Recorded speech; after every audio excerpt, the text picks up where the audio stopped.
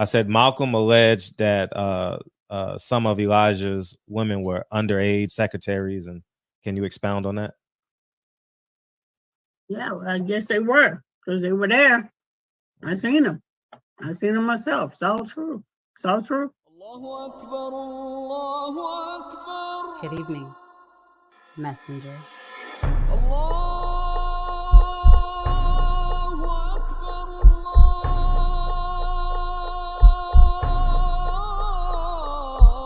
You convinced us that you were the last messenger.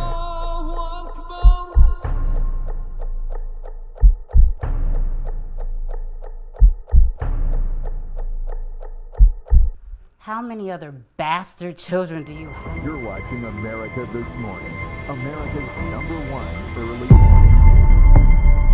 Time after time after time, we are watching murderers go free.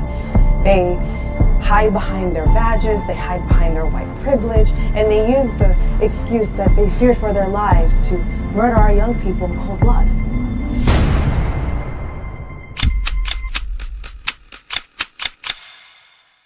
It's done.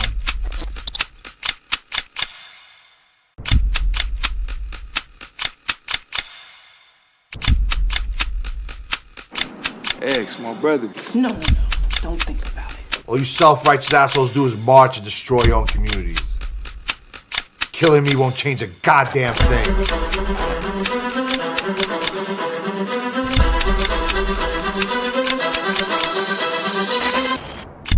It's a lot different when it's a grown black man standing his ground.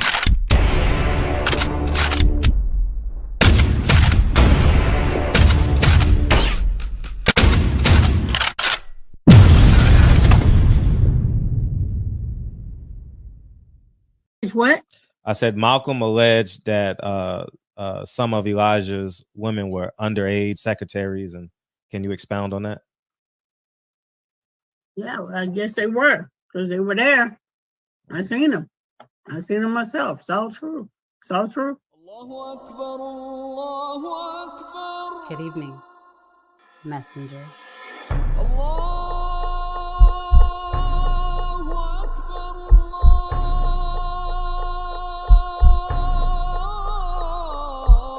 You convinced us that you were the last messenger.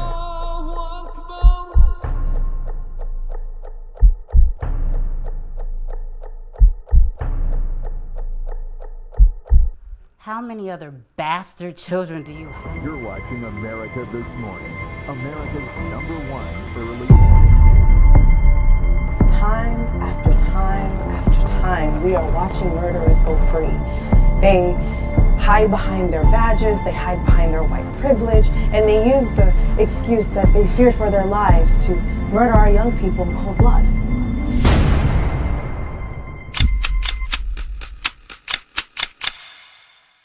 It's done.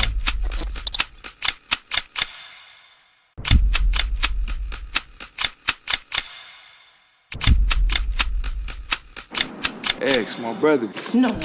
Don't think about it. All you self-righteous assholes do is march and destroy your own communities. Killing me won't change a goddamn thing.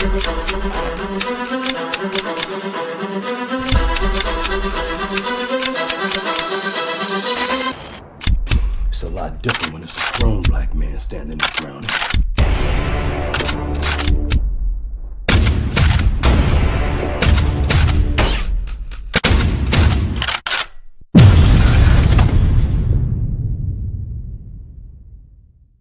What? I said Malcolm alleged that some of Elijah's women were underage secretaries, and can you expound on that? Yeah, well, I guess they were, because they were there. I seen them. I seen them myself. It's all true. It's all true. Good evening, messenger.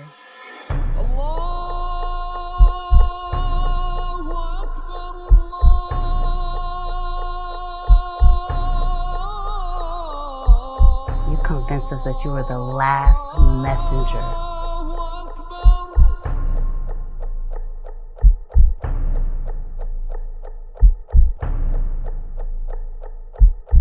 How many other bastard children do you have? You're watching America This Morning, America's #1 early morning.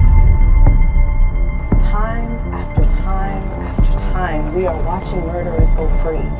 They hide behind their badges, they hide behind their white privilege, and they use the excuse that they fear for their lives to murder our young people in cold blood.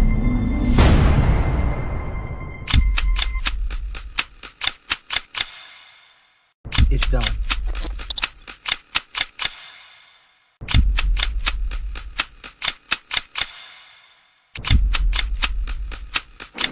Ex, my brother. No. Don't think about it. All you self-righteous assholes do is march and destroy your own communities. Killing me won't change a goddamn thing.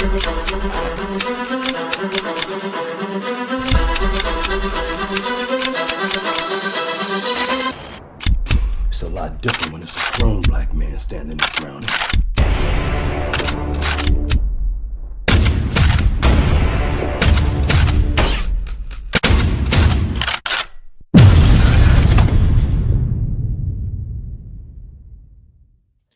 Barbershop conversations, man. What's up, Keno, Jeff Smith, Adolfo? I appreciate you. What you doing over here, man? What you doing over here?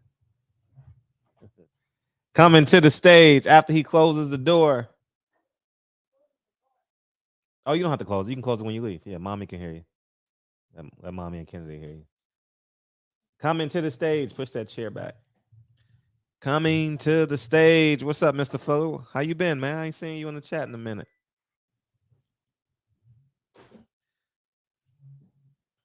The gentleman, Lincoln Curtis Gerald Hawthorne, ladies and gentlemen. I'll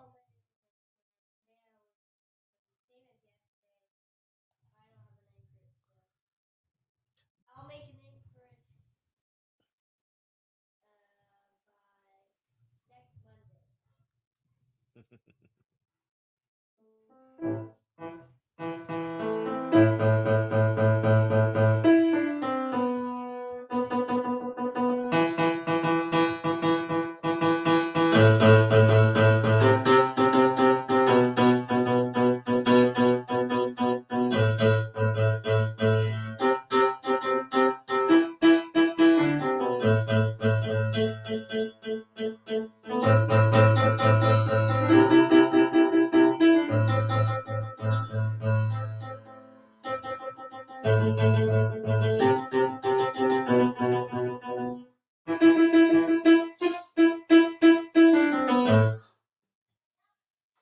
Lincoln Curtis Gerald Hawthorne, ladies and gentlemen. Hawthorne. Thank you, buddy.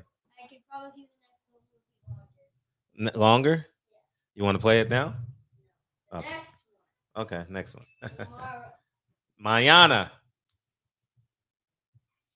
I appreciate you. Nick Don is in the building. What's up, Ma? How you doing? How you feel? How you feel? So proud of that young man. Who? Get out of here, man. Love you. Man, welcome to the show, man. I appreciate you. Busy day in boxing, huh? I might as well open up the phone lines now. You know what I mean? But I just want to give my take on something really, really quick. First, Hank Lundy, Adrian Broner, February 25th. Busy day in boxing. Blue Blood had official. I don't know if I would call it an unofficial press conference to get the ball rolling. Yes. You want to play too? You do? How bad do you want to play? How bad do you want to play? Super? Do you want Lincoln to watch? Go tell Lincoln. All right, now Kennedy wants to play. That's okay. That's what we just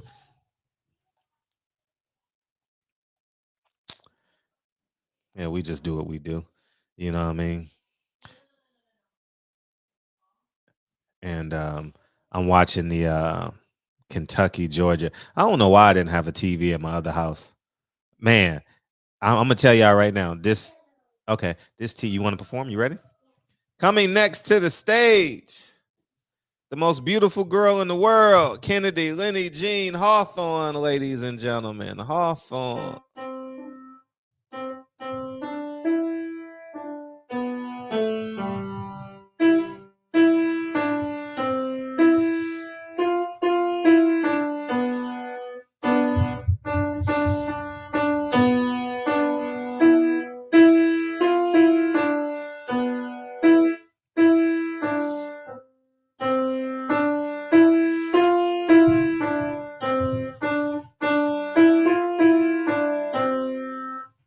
Kennedy, Lenny, Jean, Hawthorne, ladies and gentlemen. Hawthorne. Close the door, please. Thank you. All right. Thank you, beautiful. All right. Now we can get moving with the show.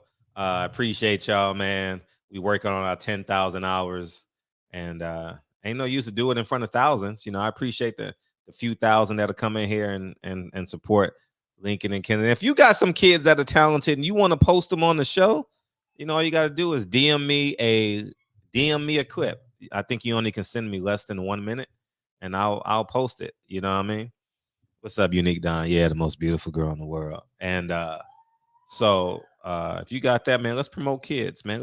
Let's promote parenting at the same time. All right, man. Busy day in boxing, as I said earlier. You got Hank Lundy versus Adrian Broner, February 25th, Atlanta, GA. Should be an exciting. It's going to be a fun card. This card kind of reminds me of like PBC when they first started. You know, when they were just when they had a lot of energy in the card, and you knew that if you covered this fight, that you were going to make some money. You knew that people were going to be there that you could interview. You know, I think that it's gonna be a fun card. You know, Adrian Broner opened up PBC, and he's opening up BLK Prime in 2023. So it's gonna be a good card. So if you got the tickets, gonna go, especially the seats you want. I think they'll go. What's up, Mr. Hooker? So I'm not sure when the tickets are going on sale. I would think tomorrow. So I can expect that to come out tomorrow. Should be exciting. And then Oscar De La Hoya, right? What I got in the chat. Oscar De La Hoya said he got the contract, and he's looking it over tonight. It should be signed in the morning, and April 15th is the date. I'm interested to see how this plays out, man. It's gonna be fun. It's gonna be fun, man. It's gonna be interesting. Tank has a 2-day trial, February 16th and February 17th. What else? And what else we got? Yeah, so it should be exciting, and I know we're gonna have fun with all this, but let me explain to you what I'm thinking. I know we can. I'm talking about Keith Thurman, Earl Spence, and you guys can chime in as you please too. And happy birthday to Muhammad Ali, Martin Luther King. I was gonna make this show about the civil rights movement, but it's too much going on in boxing, and I know boxing fans are excited. So this show is about this. This show is for the people, man. It's for the people, man. So, people are suggesting that Al is protecting Earl, and I went over their resumes, right? And I was thinking Keith Thurman fought Leonard Bundu first. Then Earl fought him. Keith Thurman fought Sean Porter. Then Earl fought him.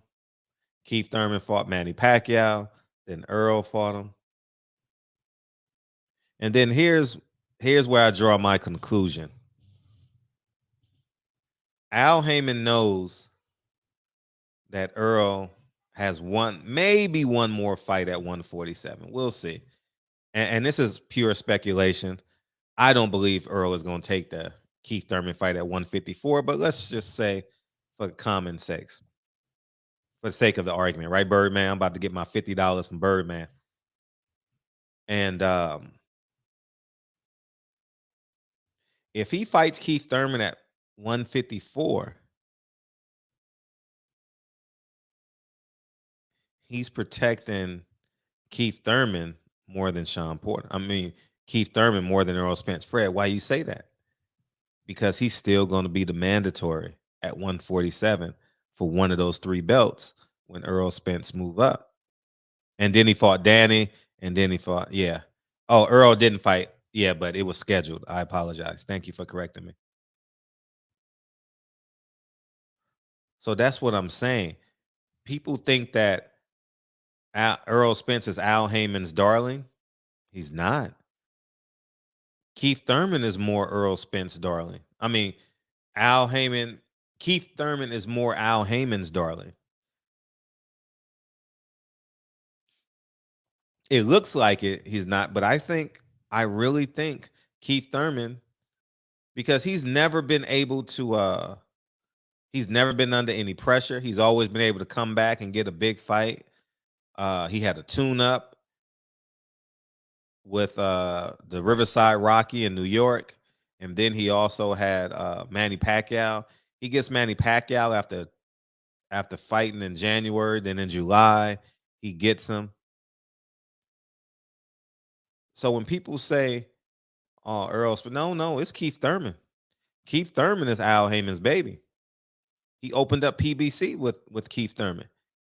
Keith Thurman had a job with Fox, but I'm willing to bet he probably didn't take the job full time because he lives in Florida, and that's a hell of a flight. Too much to travel. I don't think Keith Thurman was willing to move to the West Coast to do that job. You can't fly in. I mean, it's just a tough job flying in every weekend to do the show. So, and I think that's one of the reasons why Sean Porter got the job.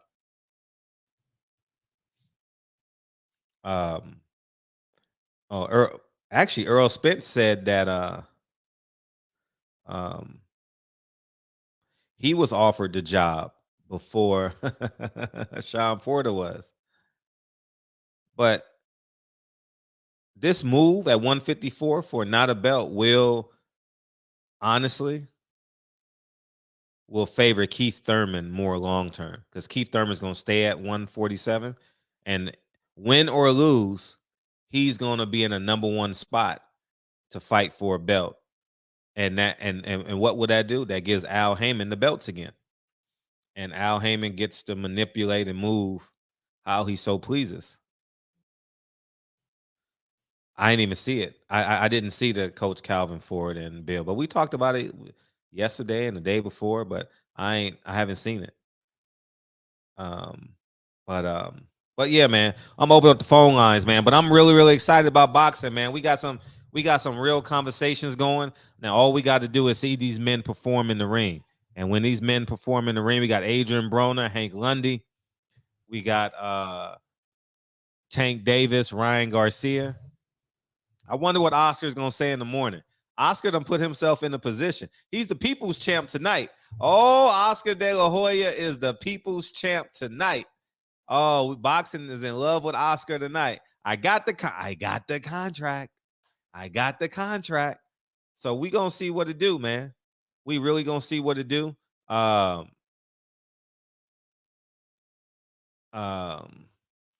They posted a picture of him with Ryan Garcia at the Golden Boy office, and we're gonna see what see if he signs the contract.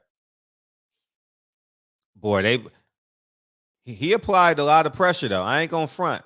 Oscar applied a whole lot of pressure, and now we can put that shit to bed now, right?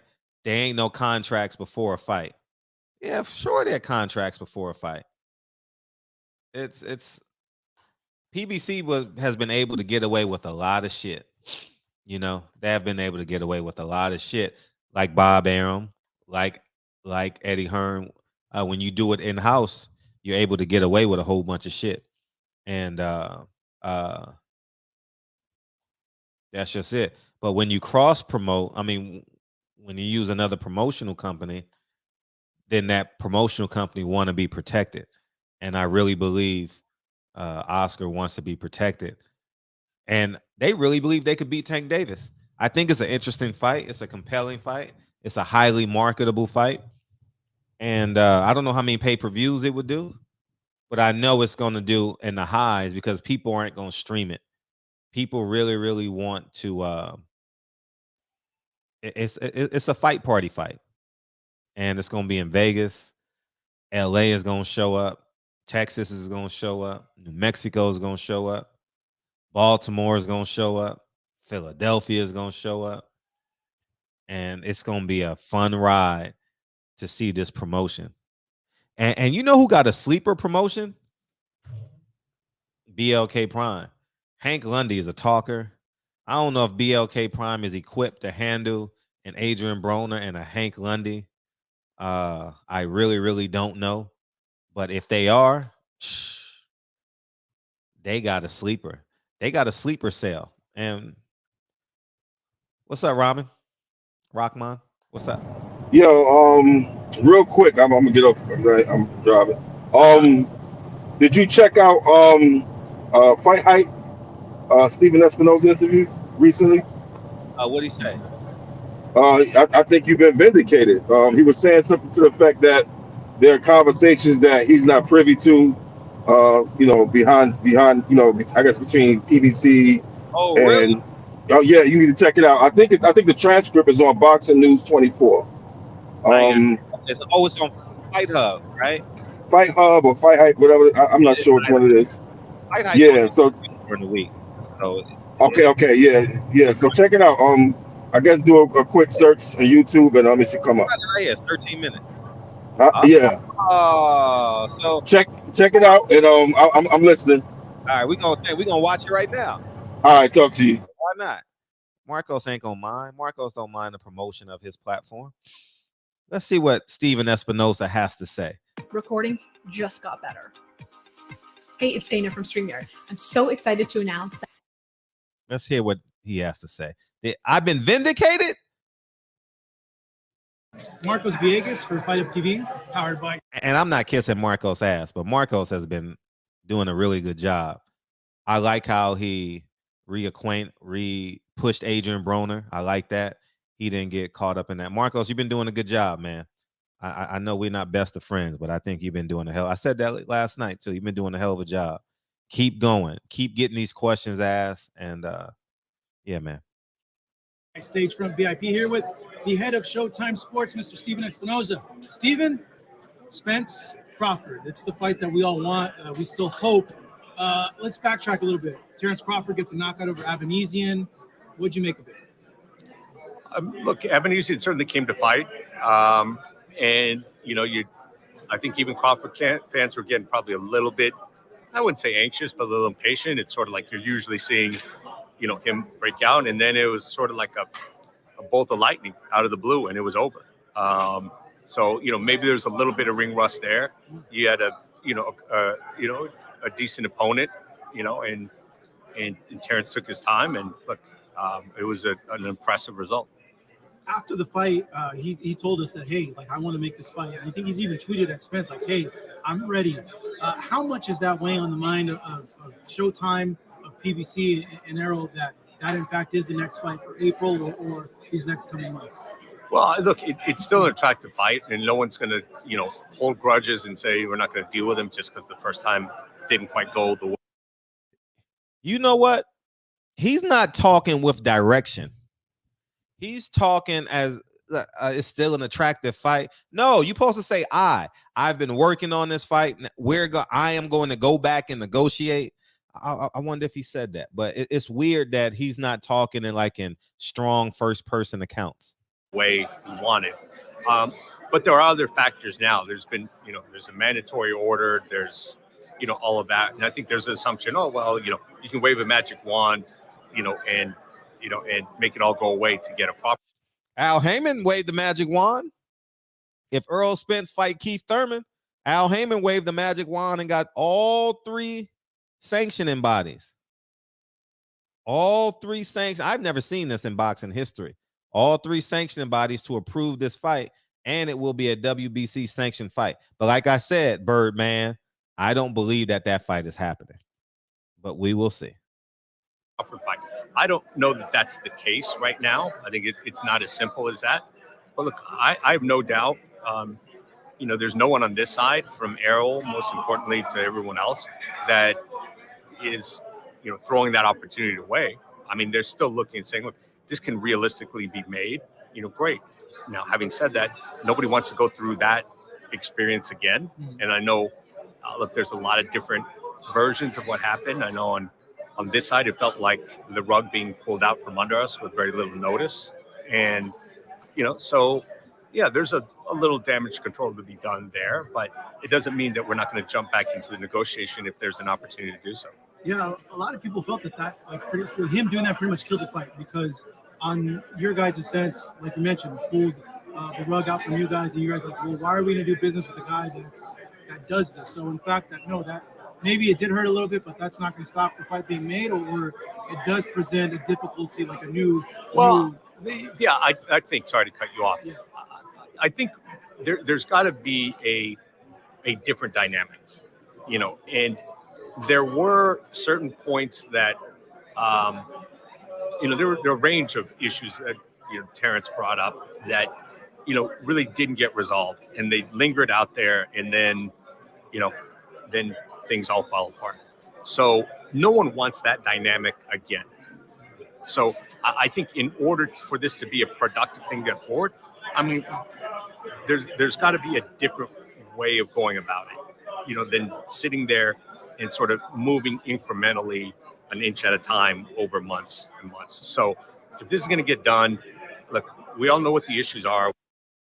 The man is talking like he's not in control. The man is not in control. He's disagreeing with how Al Haymon did the negotiations. Man, come on, man. He says, I don't believe we should move an inch at a time. We just need to knock this deal out ASAP. He's talking about Al Haymon right now. I wonder what the next question is going to be. We all know what a basic structure is. Either people are interested or they're not, because no one wants to waste any more time. So if he's interested, look, there's no perfect deal.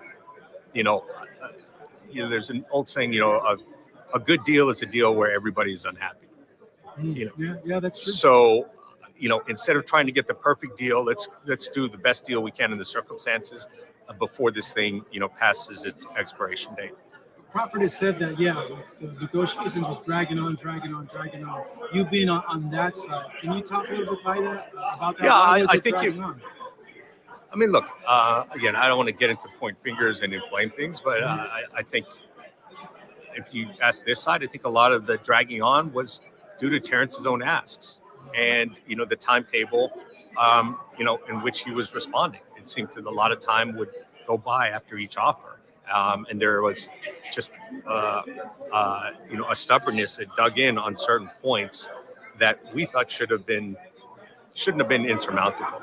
So, look, I'm sure he's got a different take on it, but there should be, we know what the issues are. There's nothing new. These are all issues that other big fights have faced. So we should be able to run. But the thing is, nobody wants to get back and, sit there and be in this soap opera of, weeks and weeks of negotiating. So, if we're going to jump back into it, let's jump back into it and get it done quickly. He's also saying, Espinoza is doing. See, Espinoza is lying because he's afraid to destroy relationships. The reason why he's saying it's being belabored because he's not in on the negotiations. Terrence Crawford never mentioned Stephen Espinoza's name. This is all secondhand information to Stephen Espinoza. He's waiting on Al Haymon to tell him yes, but I'm pretty sure we'll figure that out in this interview. There's been no re-engagement from either side yet? Not that I'm aware of, but again, there's sometimes conversations that are going on, that don't go through me. So, maybe on the PBC side, maybe Al or TGB, there could be conversations. Oh, he says Fred's a hater, huh? I appreciate you, Rockman. Drive safe tonight, man. Drive safe tonight, man. Take care of that clutch over there. Oh, so you're not in on all the negotiations, huh? Fred don't know what the fuck, huh, little Steven, huh? Oh, man. See, y'all thought I was lying when I said I'll be listening to Al Haymon on the phone, huh? I want y'all to hear that again. Y'all thought I was lying. He don't tell little Steven everything. He tells little Steven what to do, and that frustrates the shit out of little Steven. Let me timestamp this, man. Thank you, man. Drive safe, big homie. I never would have watched this interview. 5 minutes and 10 seconds. There we go. Let me write this down because you know I'm about to post that shit. 5 minutes, 10 seconds. Oh, yeah. Oh, yeah. Thank you, dog. I appreciate. Let's see what else he got to say. The reason why it didn't happen was two things, which ultimately one he agreed on. No guarantee, which he said, and he stated, that's kind of weird. No other fighter gets no guarantees for a fight, but you know what? I'll take it. Second point is the transparency. Can you speak on that, and what would you say to Hey, those? Marcos, good job. The only thing is I would have asked one question at a time because you can't, when you ask two questions at a time in a journalist, you can't rebuttal. So you always ask one question, especially when you got time. You see, you got time, you're having a conversation. If you're in a rush for time, then you put two questions together. But Marco should ask one question at a time. Because if he doesn't want to answer one, he'll go straight to the second question. And then you like, man, I got to ask two more questions. I don't have time to rebuttal. But you guys will learn that along the way. All right, I'm giving you guys journalists 101. All right, here we go. Let's see what he says about this. I'm interested. No guarantee and no transparency. Go, Lil Steven. Yeah, well, look, we don't have to address the first point that much because, you know, there's been a lot of promoters and fighters that come out and say it's not that unusual to fight without a guarantee. Well, you just gave Oscar a contract today, Lil Steven. Didn't he just give the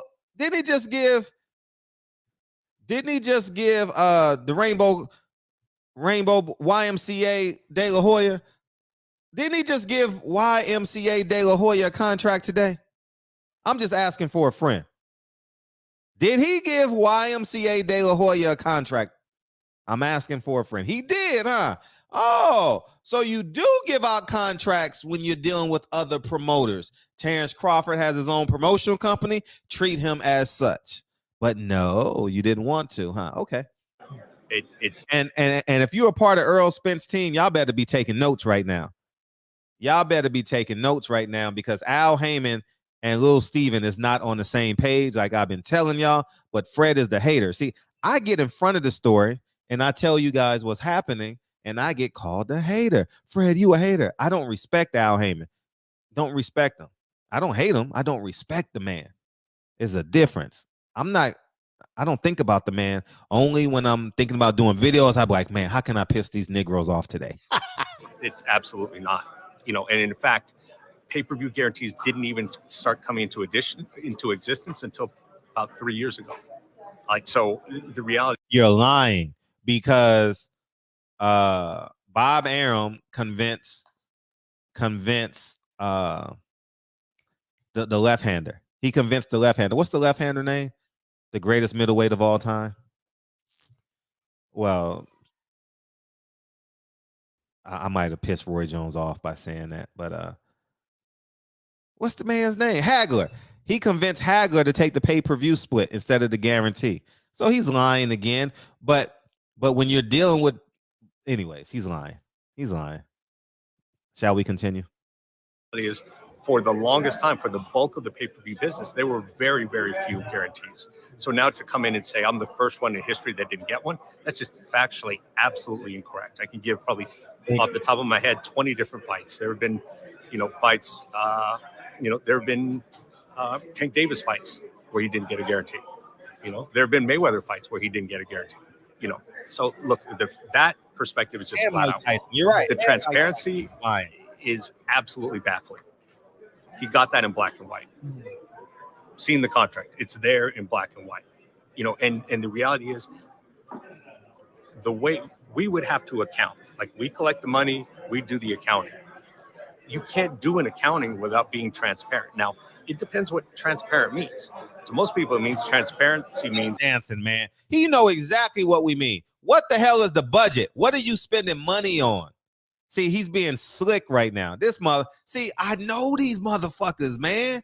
This man is sounding like a small hat. Shout out San Antonio, man. He's sounding like a small hat. He's been trained very well. See, you can't, this is why they don't like negotiating against other people.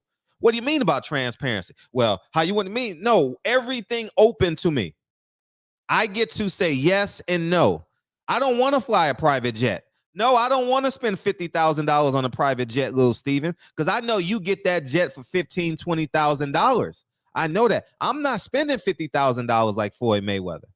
I'm not spending $50,000 like Oscar going to Texas, going to New York. I'm not going to Puerto Rico on your private jet. I'd rather spend $5,000 in first class. And that's just a small example. It could be anything else. You know what I mean? Do you want to spend $10,000 on food? I don't want to pay them. I don't want to spend $10,000 for the media to eat all weekend. I don't want that. No, give them vouchers. It's cheaper to give the media vouchers. So let's give them vouchers. How about we do that, little Steven? And you can go either way with it, but that's pretty much what it is. Okay. All right, here we go. Let's go. I know what the revenues are. I know what the expenses are. I know what the deductions are. It's all out in the open. Oh, yeah. And let's correct his ass. Floyd Mayweather had a minimum of a 33. Thank you, dog. Floyd Mayweather had a minimum of $33 million on all his fights. 6 fights, $300 million guaranteed. This man is lying, man. Man, come on. Buster Douglas had a $40 million whale event. It was like a whale, what they call it? Whale sighting? Well, yeah, it was a whale sighting. It was 9 minutes of whale sighting at the Wynn. You know what I'm saying? Y'all remember that? No guarantees. But you gave Floyd a 6-fight guarantee, huh? Man, this motherfucker be lying. They lie, they lie, they lie, they lie. This is how they pimp the PBC fighters. I'm willing to bet no PBC fighter has audited Showtime or PBC. I'm willing to bet because it will be front page news. If you are a pay-per-view fighter, I'm willing to bet Floyd Mayweather got $20 million minimum owed to him by Showtime and PBC if he audited them. I'm willing to bet. Minimum $20 million. But hey, matter of fact, hey, Floyd, I'll hire the auditor and you give me 33%. Wilder, I'll pay for the auditor, you give me 33%. Spence, I'll pay for the auditor, you give me 33%. Tank Davis, I'll pay for your auditor, you give me 33%. I'll take the risk. I'll take the risk. Who else pay-per-view? Manny Pacquiao. Oh, Manny Pacquiao. Oh, poor Manny. Poor Manny. Manny Pacquiao need to audit everybody because he don't even know what the internet. Man, shit. Man, they done got him on these. And see, anyways, I'll tell you about that. He's lying. He gave Floyd a 6. Anyways. That has never been an issue on this fight or on any other fight that we've been involved. Because you don't promote outside. They lie. Man, listen. This is why they don't like me. Because now I will say in an interview, your mind is racing to the next question. So Marcos may have didn't get all of this, but Fred ain't gonna forget this shit. Oh no, Fred will not. Steven Espinoza will never come on this platform. Never. But I gotta interview him in person because that motherfucker's a squirmer. He's a squealer. He's a squealer. You know, if transparency means something else. Yeah, he wants to. See, stop playing the victim. I hate when grown men play the victim. Oh, transparency means something else. No, transparency means everything you see, I see. I repeat, everything you see, I see. That's transparency. Man, they frauds, man. Look at this motherfucker lying. Power to at least know of expenses and ask about expenses. Now here's where it gets a little bit complicated. If you're saying I get the right to approve expenses, first of all, I have a problem with that because what's going to happen when I tell you, okay, this is what TV production costs, and you say, no, I think it'd be cheaper. So wait a minute, now I can't produce it. You know, we've been doing this quite a while. I know what it. He's lying now. He's lying. Terrence Crawford will not ask him about the producing. Man, stop the bullshit. See, this is fraud. This is fraudulent. Terrence Crawford's gonna say, did Terrence Crawford go to BLK Prime and be like, hey, I think camera 2, I think camera B, I think camera B should be right here. They frauds, man. They frauds. That's not what he's talking about. He want to see them. Realistically, he want to see all them pay-per-view numbers, and he want to see the total cost to put it on. Stop fronting, Steven. Stop fronting. costs, and so if it costs pretty much the same as it does for other big pay-per-views, there's an industry standard. We're not going to go into a promotion and have the risk of someone saying to us 2 weeks out, no, I don't like that contract, I'm not signing. Or go into it and say, oh, we're waiting for a fighter's signature and it's fight week and I don't know when he's going to get around. So how about you have him sign like you do an Oscar tonight? So he's tied in. Terrence Crawford can't afford lawyers like y'all can at Viacom, Paramount Plus. Man, they get you with language, man. That's why I didn't sign with these motherfuckers, man. Thank God I'm not in Hollywood, man. Look at this shit. This man done turned into a full-fledged fraud, man. Steven Espinosa used to have a big heart, man. He's so frustrated, man. To reviewing this expense and approving it. Like, it's just not a realistic way to do business. Like, you've got to have a certain level of trust. There are certain protections, disclosures you can do up front. But the reality, is to be able to approve everything along the way. There's no one who's ever going to do that, because the reality is there's no way that people are going to go into it, start spending a bunch of money, go into it. He's talking about the money, man. What's the total budget on the fight, Steven? Steven, what's the total budget?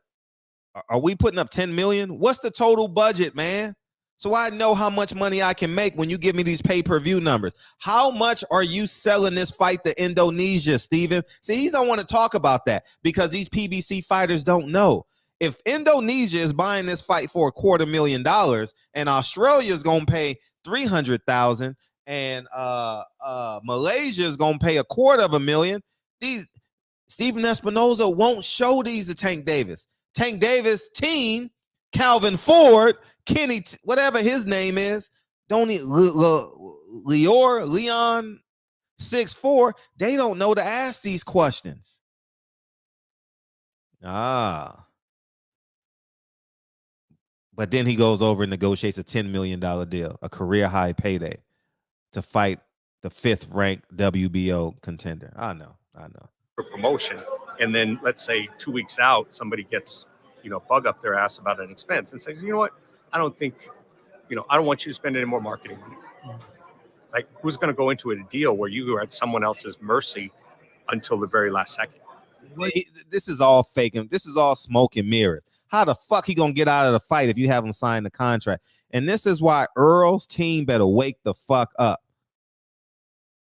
Terrence Crawford really just opened up Pandora's box. Like it, love it, or hate it, in terms of the business and the money. Somebody ask any PBC fighter. Okay, here's a great question. Here's a great question you can ask, since Keith Thurman's going to be in the limelight. Hey, Keith, when you fought Manny Pacquiao, how much did PBC and Showtime sell the rights to the fight to the Philippines? Ask him that question. Somebody ask Keith Thurman, how much did PBC and Showtime sell this fight to Malaysia? Isn't that a neighboring country? How much? Manny Pacquiao got fans over there. I bet they'll be like, well, is it to that? I don't know. He said, I want to be able to prove this, and that, or was it? Well, I just wanted to know what was. I'm not going to get too far into the specifics, but the reality is, if you're asking to approve expenses, the question is, okay, what if you don't approve?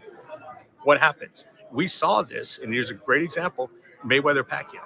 Now you remember well. So we had this weird situation where the tickets were not released until about 10 days before, a week up. Why was that? Because the parties had mutual approval and they reached an impasse.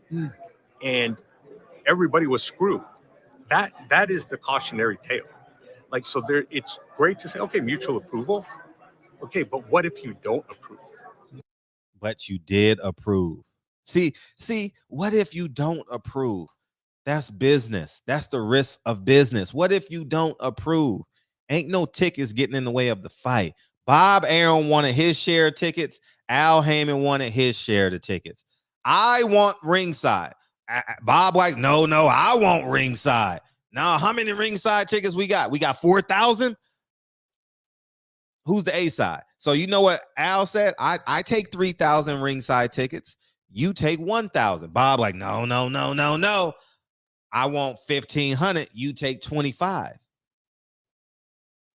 But that's when you're dealing with people you respect. Listen to what the fuck I'm saying. They don't call you nigga to your face no more. And if you're a part of Terrence Crawford team, send him this motherfucking link. They don't call you nigga to your face no more. Earl Spence, Terrence Crawford, Deontay Wilder, Tank Davis. No, we're not willing to negotiate with your ass. Oh, we ain't willing to negotiate, but you willing to go to the finish line with Bob Arum?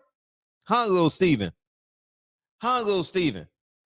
You risk all that promotion for Manny Pacquiao, Floyd Mayweather, didn't you? Didn't you? I know. They don't call you nigga no more. They don't call you nigga. They call you unintelligent, untrustworthy. What are the repercussions there and how is it resolved? If your position is nope, it's got to be mutual approval and I have the ability to blow it up at any point up until fight night, you're not going to get a lot of people who are taking that deal. Because you'll end up with something like Mayweather Pacquiao, but worse. You know, in that case, you know, the ticket demand was so high it didn't really matter, you know, in some sense, and a lot of the tickets were spoken for anyway. But it was an ugly situation. And it wasn't an ugly situation. I was there. All is simple. I'm gonna simplify this shit for you guys. Okay, big fights. Al Haymon has a guy that gives him, hey, Al, I'm gonna give you, for the Manny Pacquiao fight, I'm gonna give you $5 million for all the seats in the 100 section. Bob Arum has a guy, hey, I need certain amount of tickets. They had to fulfill their financial obligations for the fight. Does it get ugly? Yes, because guess what? Leonard Ellaby got promises too. Hey Floyd, you know I already sold 500 tickets, Floyd, and I already spent the money. I already bought my mansion. I already bought my outfit that I'm wearing for the fight. I need these 500 tickets. So that's what it is, y'all. That's exactly what it is. All right, and I'm telling you the truth. Everybody in big fights, I don't care who you are. You can be best friends of the favorite fighter. You could be the promoter. You could be the manager. You could be the fighter. Everybody's making money on big fights. Tickets is a big fucking deal in big fights. Okay? Listen to what I'm saying. I'm making money off tickets. Timothy Bradley's making money off tickets. Andre Ward is I'm just giving out names, right? Everybody. Deontay Wilder's brother's making money on the tickets. PBC fighters are making money on the tickets. So they got to fulfill these promises. So here we go. Let me finish this, Kyle. And so you can't be in this where someone is going to have the ultimate leverage. There's got to be, hey, okay, if the two promoters can't agree, then the network breaks the tie. Or there's got to be some way of resolving it. But just saying, hey, everything, unless one of the fighters approves every last penny, everything grinds to a screeching halt. You know, that's not a realistic way to make a deal, and that's not a realistic way to do a boxing promotion. Can you call him and tell him, yo, let's work this out so we can finally look, I think that's the way it has to go is, you know, you laugh. See, here's where it's disturbing. Here's where it gets disturbing. Listen carefully. Every black, Mexican, white, hey, I don't give a fuck who you are. Marcos Villegas asked Steven, can you just call him?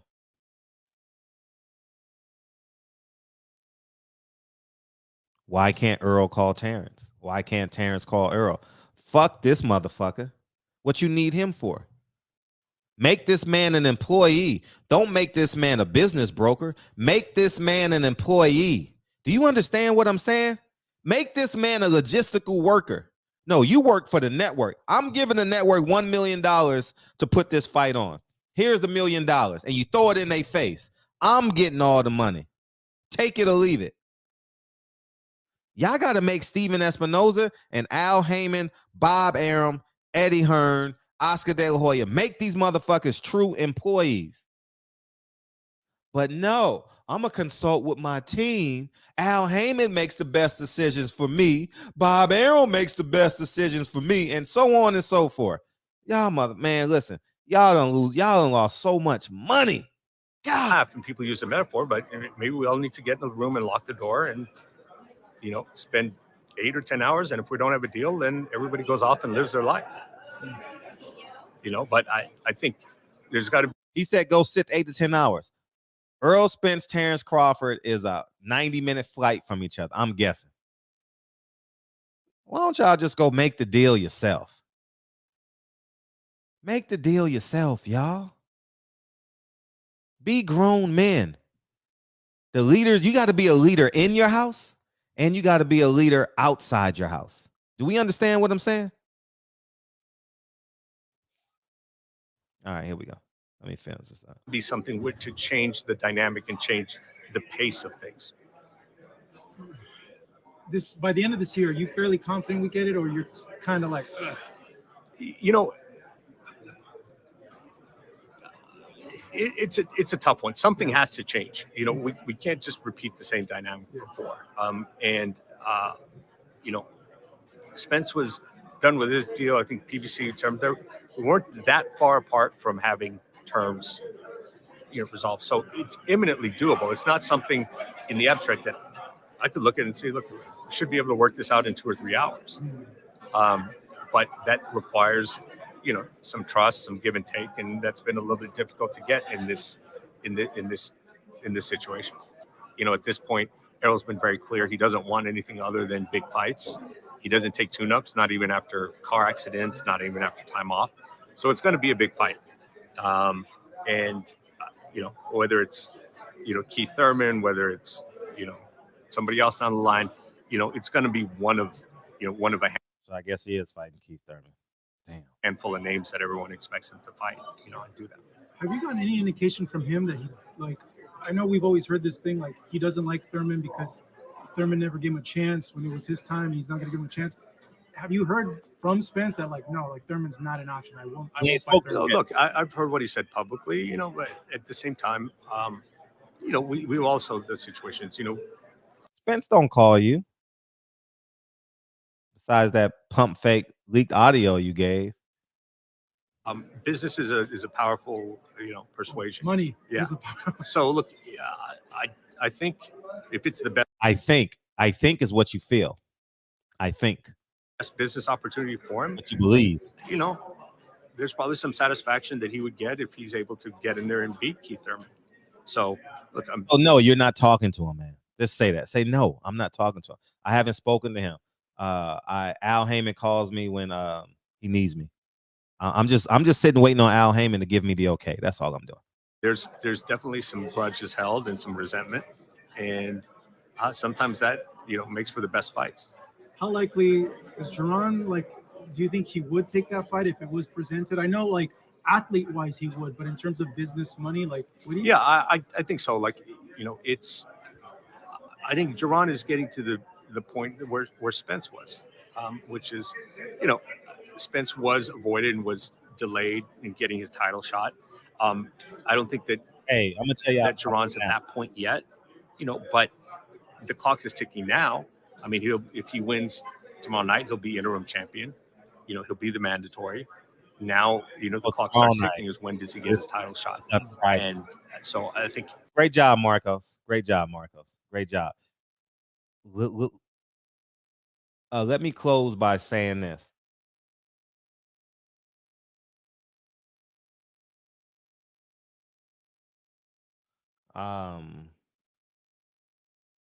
What was I about to say? Oh, what the fuck was I about to say? I'm gonna tell you something right now. Listening to this interview, Keith Thurman never ducked Earl Spence. Never ducked him. Never ducked him. Just how Al Haymon convinced Earl Spence, or allegedly will convince Earl Spence to go fight Keith Thurman. Al Haymon had a plan for Keith Thurman the same way he had a plan for Earl Spence. And if they had collided years before, Sean Porter would be irrelevant. Danny Garcia would be irrelevant. Ugas would definitely be irrelevant. You get what I'm saying? So I genuinely believe that listening to this interview, yeah, man, it's bad. But go ahead, L want to come in. Go ahead, L. What up, Fred? How you feeling, man? Good. Man, listening to that video is, it's quite revealing, but it's no surprise to me, but you get the message, and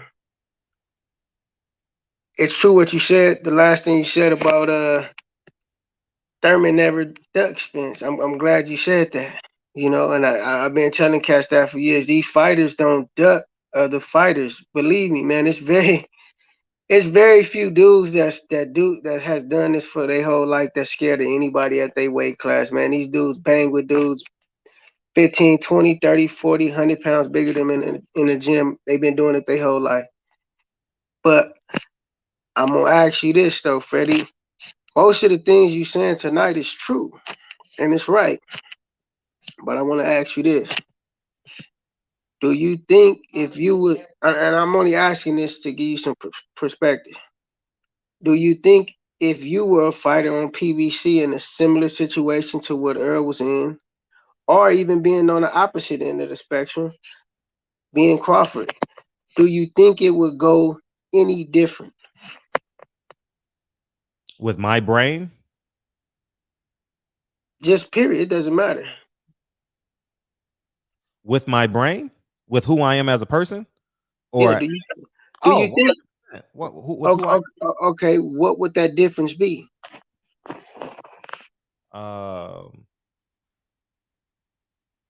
It would be definitely more on my terms. I thought Paul George was about to dunk the ball. It would be more on my terms. Like I would definitely be the shot caller, and it's simple. Al Haymon wouldn't be telling me what to do. I will be telling Al Haymon what to do. Remember this though. You're signed to PBC. Don't matter. Or you have to go through the PBC and their network for a fight, like Terrence Crawford. Now I'm gonna ask you the question again one more time. Just listen to it. I don't have to listen to it because I'm telling you, I've never conformed. So, and that's why I've never signed deals. I've looked at 7-figure deals. I won't conform if I'm not in control. ESPN said you can work for me, but have no power, have no say. I'm not doing it. Oh, and that's cool, but it's no but. No, watch this. Let's just listen. Hear me out. As it pertains to the specifics of my question, the results will be just the same, and I'm gonna tell you how. Remember, Earl Spence is signed to PBC. He does not operate, and we talked about this in private, and I've been on the show. I don't have to do anything I don't want to do. No, I'm not. Listen, I don't. Again, that's why I said listen to the question in its entirety and the specifics of the question. If you were in that position as Earl Spence is, being a PBC fighter, being signed to that company as a fighter, you're signed basically as an employee to this employer. How could you tell your employer what to do? It's impossible. It's not going to happen. That's just like allowing a man to come in your house and tell you, after you've allowed him into your house under contractual obligations. I mean, contractual obligations, which have restrictions. He's in your house under contractual obligations with restrictions. How is he going to tell you what to do? No, you're going to tell him what to do. It's no other way. It's no other way. It's no other way. It's simple. I wouldn't have signed the contract. You See, don't but that, no, you said no. I didn't ask that question. I'm not, and I'm telling you this. I would not obey them if it's not on my terms. And you're gonna get shut out. That's just the reality of it. Simple. I don't. That's what I'm saying. The result of it would be this. It would be the same thing or worse. They at the mercy of things that they obligated themselves to. I'm not at the mercy of anyone. Yeah, but no, I'm not. It's not about you. But that's why I'm asked me. It's about me. It is about me. No. I said if you were given, because I asked that specific question because you were putting the blame subliminally on people who really ain't nothing subliminal. No, well, you was basically putting everybody kind of got far from what you were saying, but I don't blame Earl Spence. I don't blame Terrence Crawford for the fight not happening. It's not their fault. They are players in a game where they are very limited, and they are limited by the structure of the corporation. And anybody else would be too. I disagree. Not everyone go along. Are you just not going to be involved in the game? Right. That's just what it is. Like, these guys are happy, and it's like what I told you a long time ago with Crawford. When you had, I guess you had difference with how Crawford, handled his business. And I said, maybe, Fred, everybody don't want to make 100 million. Everybody don't want to make 50 million. Crawford quite happy making 5-10 million a fight. And that may be where he cap out at, because he don't want to put up with the bullshit. He don't want to have to extend himself beyond what's measurable and what's reasonable. Like, some people don't want to play that game. If you want to play that game, believe me, you're going to be used and abused. You're going to be misused and abused, because if you in the game, you getting used, everybody getting used, and that's just the fact of it. So that's why I specifically asked you, what do you think it's easy. But look, there's no but. Result, but it is a but. The result, you said me. Again, the result that you are demanding out of these guys are results that you cannot even materialize yourself. I'm doing it in real life. No. The results that you are asking and demanding out of these fighters are results that you wouldn't be able to materialize had you be in a position. If everything was the same, I wouldn't be in a position. I wouldn't be in a position. You're missing it. You wouldn't be a player in the game then. I would do it myself. No, well, how? Well, do it then. Well, show us how to do it. No, I would do it. I don't want to be a fighter. Okay, listen. If I just want to ask you this, Freddie, because I know I would do it. No, listen. If I wouldn't do it. No, listen. Because you say that there's so much money that's being lost by these guys, right? That means, as a middleman, if I'm able to see an opportunity in a business, right, that is failing, but there's profit margin there, then I'm gonna come in as a middleman and pick up the pieces. If I feel so confident about that, I'm going to invest my money in it and go in there and get the money grab. I am investing my money in what I believe in.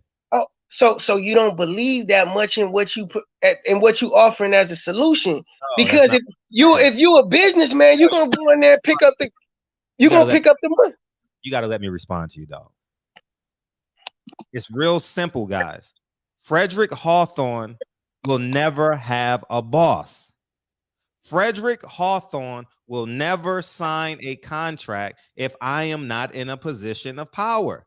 Frederick Hawthorne doesn't work 8 hours for nobody. Period. End of discussion. When I'm gonna simplify this for you. When I was 27, I had the option to go get my job back. They would have rehired me in September on a year-to-year basis. I said no. I was facing $8,000 to $10,000 a month in bills. I said no.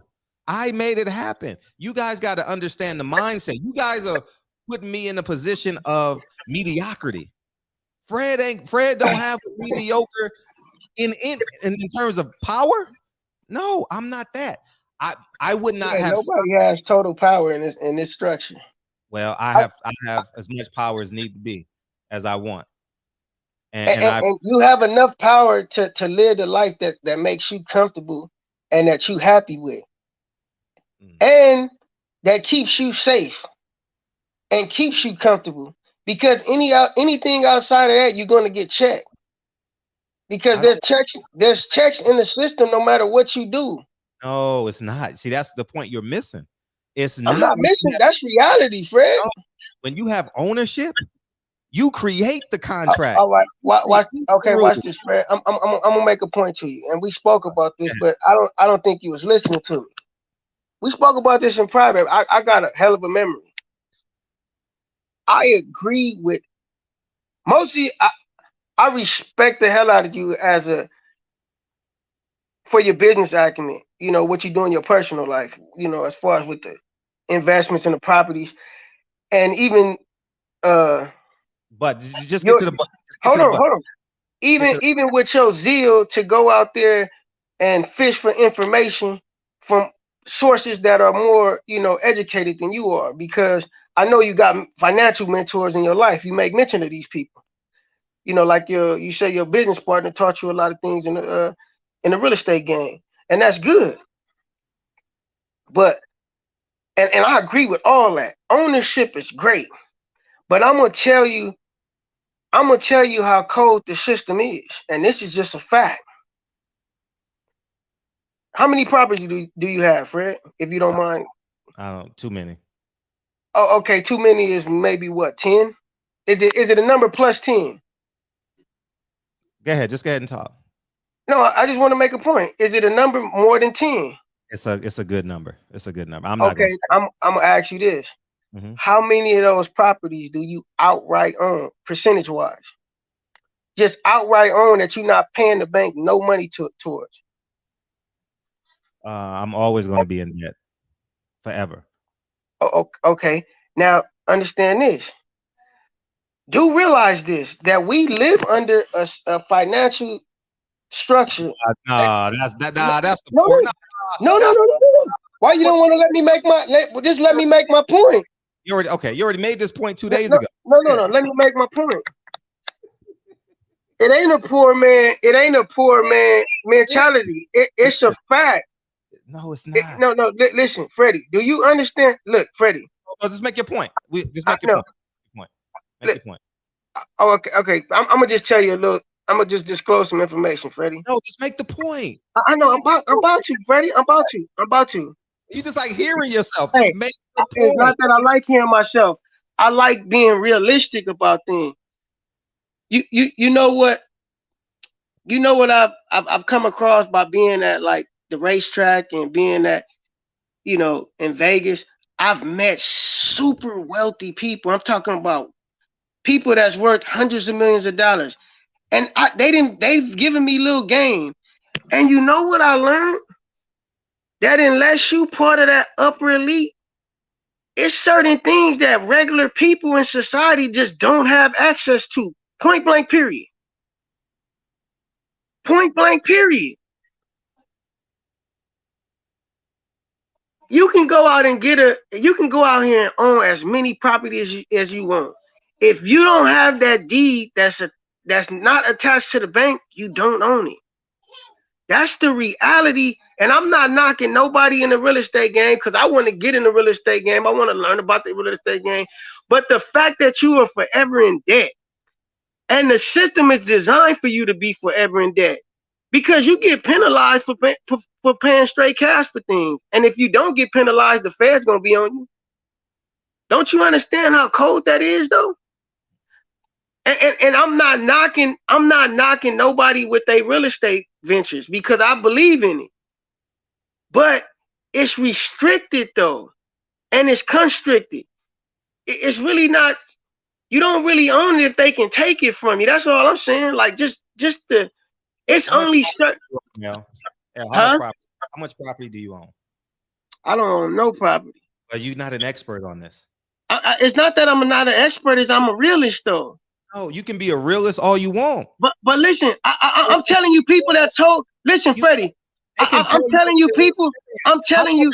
Ask me. No, see, you're telling me. I asked you already, Freddie, and you didn't want to disclose the information. I asked you. I don't know any properties I own. I know though. What? I asked you a question and you didn't answer it. I already had the answer to the question. You don't know. Oh, okay, well tell me. That's why I said tell me. You don't know. And, well, tell me.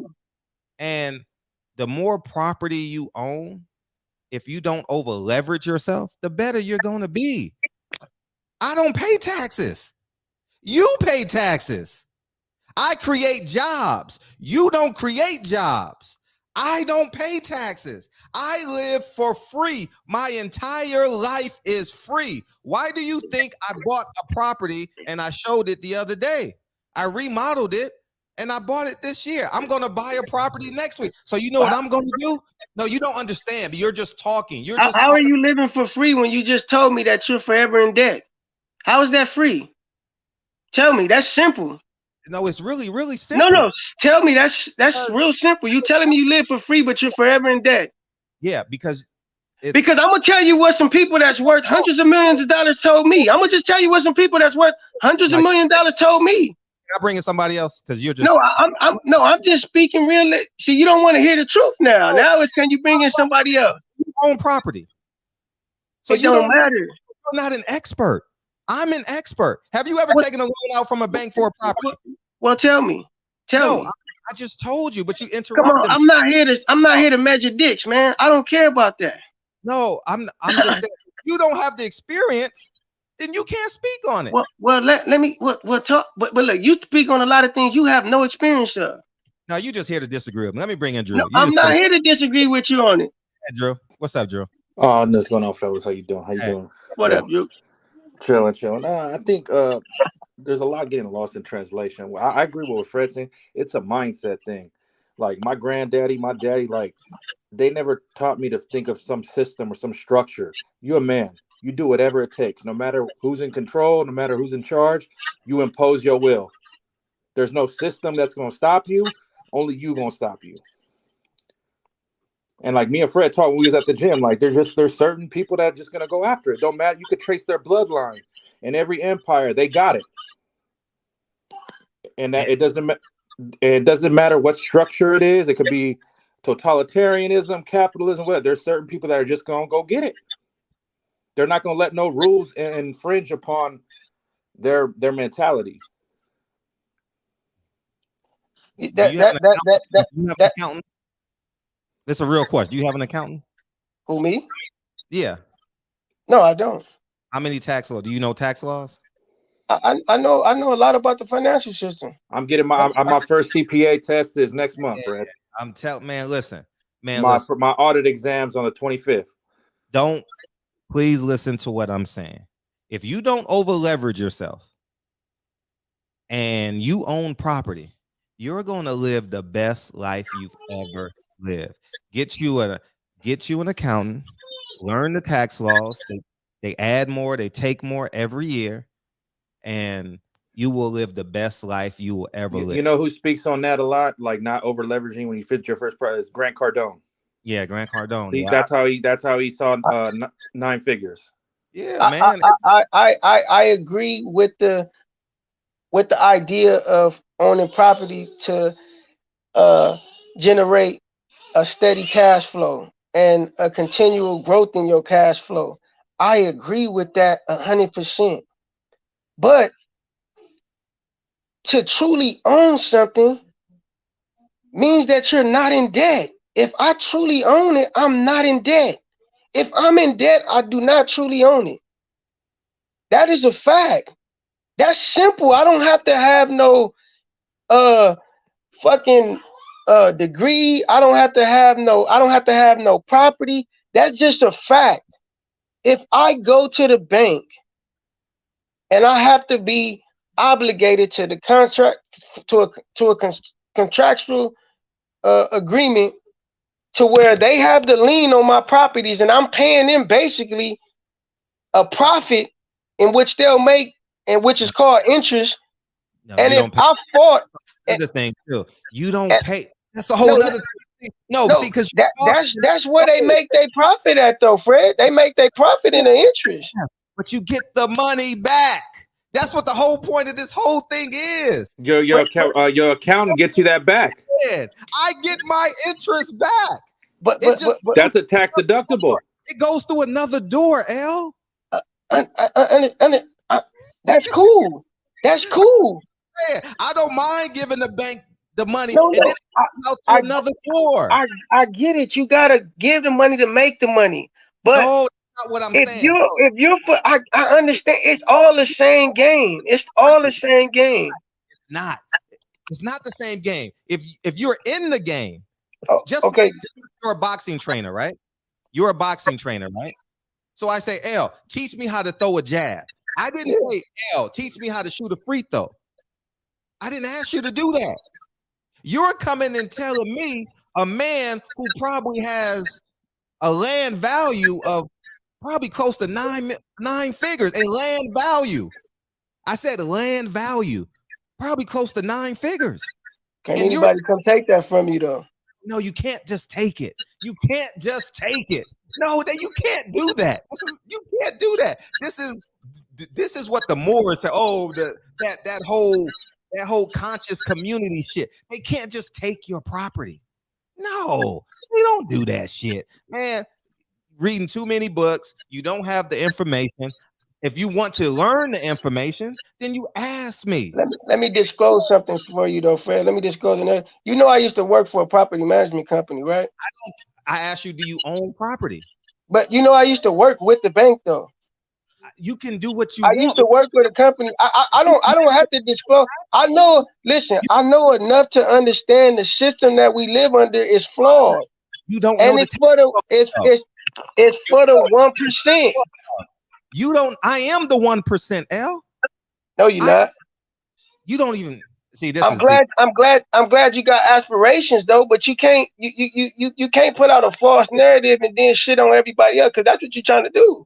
No, I'm not shitting on nobody. My net. You're not. You're attempting to shit. Listen, Freddie.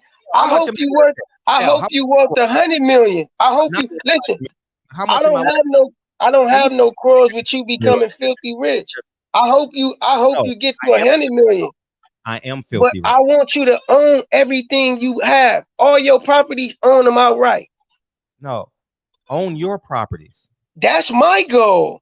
I've tried to evade the system my whole life, and I failed miserably. I tried to evade the financial system, and I failed miserably. You know why? Because I realized even with $100,000 cash, even with $150, I will get penalized for putting that in the bank or making any kind of movement on paper with that kind of money. You don't get penalized. You don't. Okay. Maybe I'm living in the metaverse. Don't get penalized. It don't make sense. Maybe I'm living in the metaverse. It don't make sense, because if you have a cell phone. Everybody got a cell phone, Fred. Not everybody. I asked you, do you have a cell phone? Yeah, I got a. So if you're not paying mortgage, you're paying rent, right? Yeah. You have a car? Yeah. You have a refrigerator? Yeah. So you gotta pay. No, I don't have. I'm not opposed. I'm not opposed to that. Are you paying interest on your car? Yeah, hell yeah. So you don't even know the game. You're paying interest on a car. I would never pay interest on a car because I know how to circumvent it. Instead of you coming in here telling me what to do, you should say, Fred, man, teach us how to so we don't have to pay the interest. Because Fred knows the tax laws. I know, and I asked you a simple question that you couldn't answer earlier. I answered when we first had the conversation. I asked you a simple question. I answered your question because I had the same opportunity to work for ESPN. When 710 ESPN came down here, when I was working for the LA Sentinel, who did they call for 3 interviews? They called me.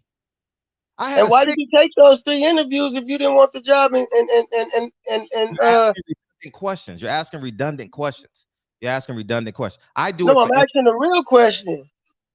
for information. If I go to an interview 3 times, right? Yeah. That means, and they've engaged 3 times with me. That means that I'm twice as much engaged because I reached out to them for the job. No, I They never didn't reach out for me. No, they reached out to me. I never filled out a job application. Never filled out So a why job did you go to the interview then? because I want the information. The same What thing. information? The same thing with Warner Brothers. I never was going to sign with them.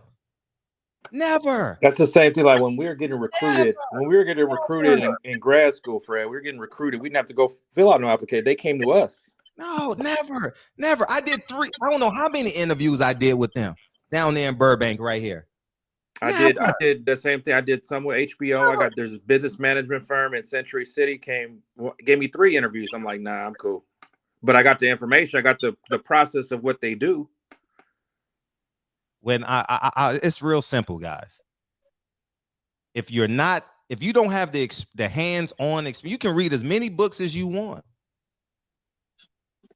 You can get as many as you want.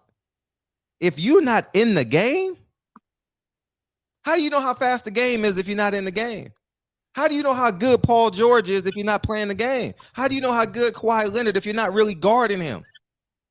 So how do you know what all these fighters will do if you've never been a fighter, and if you've never been in negotiation for a fight? I've been in negotiation for business. See, I understand. So you understand the parallels that exist. No. You understand the parallels that exist, right? No. No. Don't say no. No, I'm making you making point. You making credit to my point. So don't act like. See, you just realized that you ran yourself into that. No, because I'm not fighting. No, because I'm not. You know this is all cross applicable. You know this is all cross applicable. Business is all cross applicable, man. You're talking about being in a ring. I'm not talking about being in a ring. No, I just actually being in the ring and negotiating deals. I'm talking about negotiate. I've negotiated 3 Have books. you ever negotiated in the business of boxing? In comparison to what these fighters have to negotiate, have you ever did that? No, you haven't.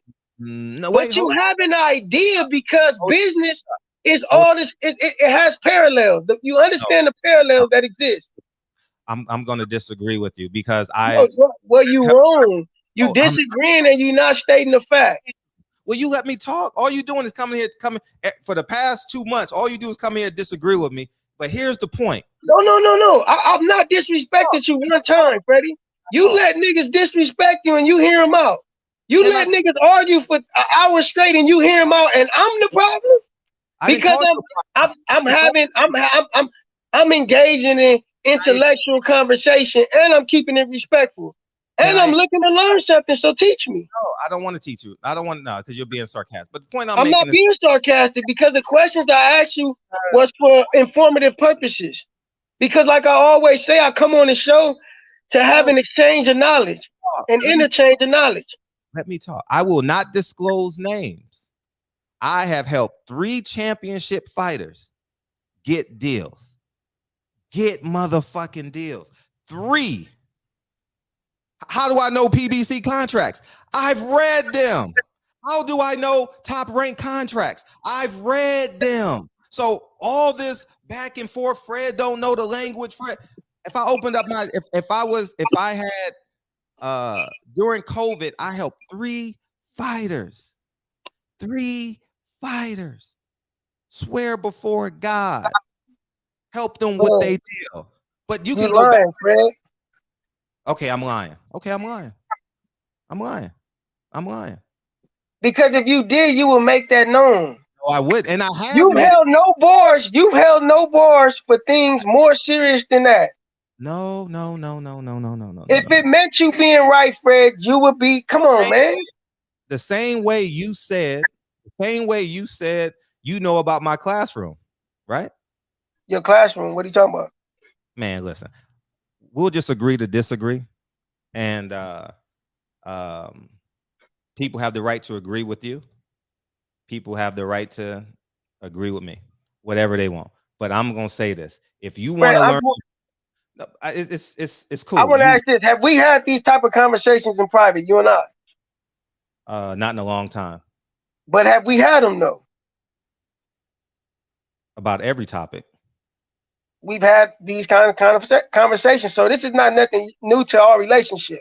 No, but what I'm saying, so for you to say, oh man, for the last 3 months you just coming on here to disagree with me, man. If I disagree with you, I'll let you know I disagree with you, and if I agree with you, I'll let you know I agree with you. I disclose that coming out the gate. You don't understand. So this is not I'm coming in here just to disagree with Fred. No, nigga, I'm coming here to speak like L always speak and keep it 100. No, you're not. You can call it what you want. I don't care about what I'm not always right though, Freddie. You can't come in here. You can't come in here and say you know about property when you don't own a property. You can't come in here and I disagree with that. You can't come in here and I tell me disagree with that. Show me your tax law book. Show me your I disagree with that. Okay, L, show me your tax law book right now. I don't have to do all that. That's just like I'm making. That's the point I'm making. It don't stick here. That don't stick with this argument. That don't stick. It does, because you're talking about interest. Look.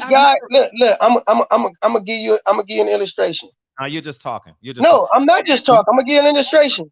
And look, I'm gonna give you an illustration.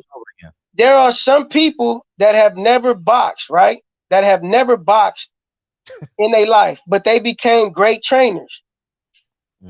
I can't say that them people don't know what they're doing. They're an anomaly because they're far and few between. But there are cases where people that don't have the hands-on experience, they have the brain, and they're able to compute what's necessary in order to be effective in that craft or that skill. Now, hands-on experience, I do admit it will yield the best results. Now, do you have more hands-on experience than me in real estate? You damn right, by miles. I'm not disputing that. But just because you have miles and miles more of real estate experience than me doesn't mean that the knowledge that I have is invaluable. It's like me being a fighter, right? It's like my son right now, right? When my son get 5 years old, he's gonna have a skill set. He's gonna have many skill sets that are similar to mine because I'm gonna teach him. Now I can tell my son that I'm gonna just say boxing. He gonna learn how to fight. I can say at 5 years old, son, you have nothing to tell me about boxing because I know way more about boxing than you. No. His knowledge is valuable because one day he could potentially and more than likely he could far supersede me.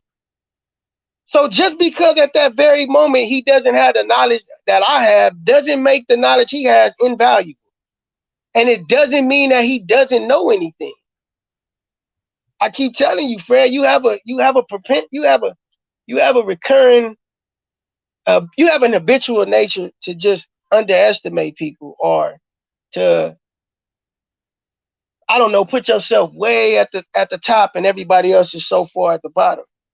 That's a character flaw, Fred, and it keep landing you in bad situations. It's nothing wrong with being confident and self-confident in yourself. There's nothing wrong with that. But to always, belittle people, that's not cool. You don't have to do that to be recognized. You let the tree bear its fruit, and people gonna eat as they see fit. You understand what I'm saying?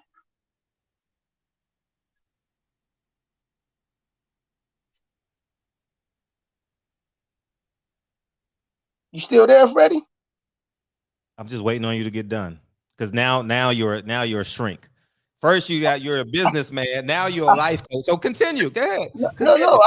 I'll watch the game. Go ahead, but Freddie, see, you making it a laughing matter and a joking matter to call me a shrink.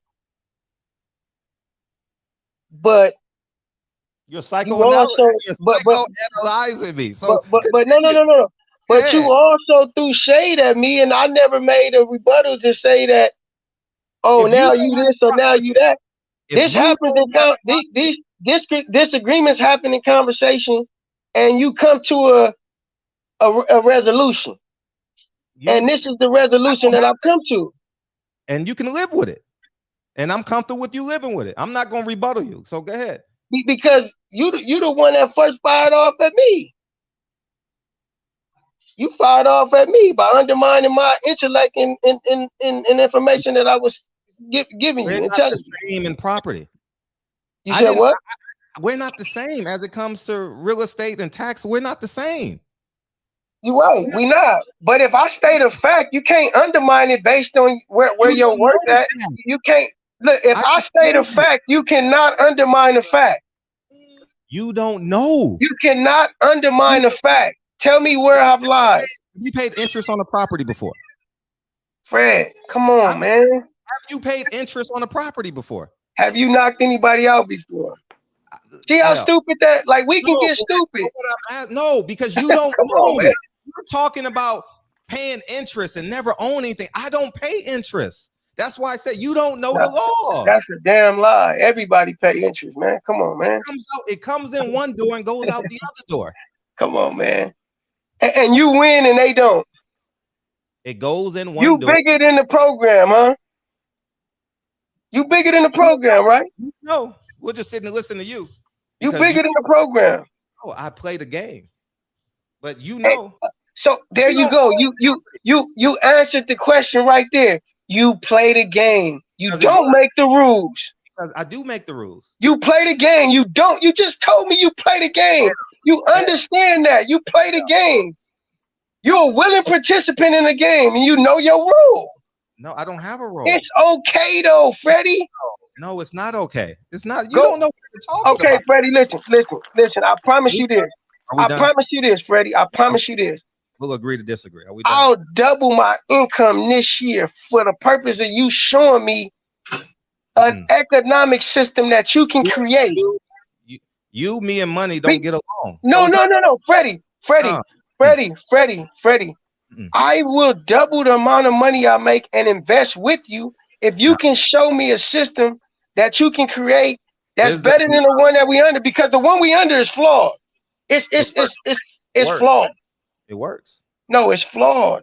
It could be flawed. It said, and it works. It's flawed because and it works. And 1% of the world owns fucking 99% of the wealth. And that's your fault. That's not, Freddie. You're not part of that 1%. Own something. You're not part of that 1%. I'm agreeing with you. Listen, this is a flawed system we lived under economically. 1% of the world owns 99% of the wealth. If you're not born into that 1%, you're doing the same thing as everybody else. Yeah, you might be on level 2, level 3, but you know what you're running on? You're running on a meal.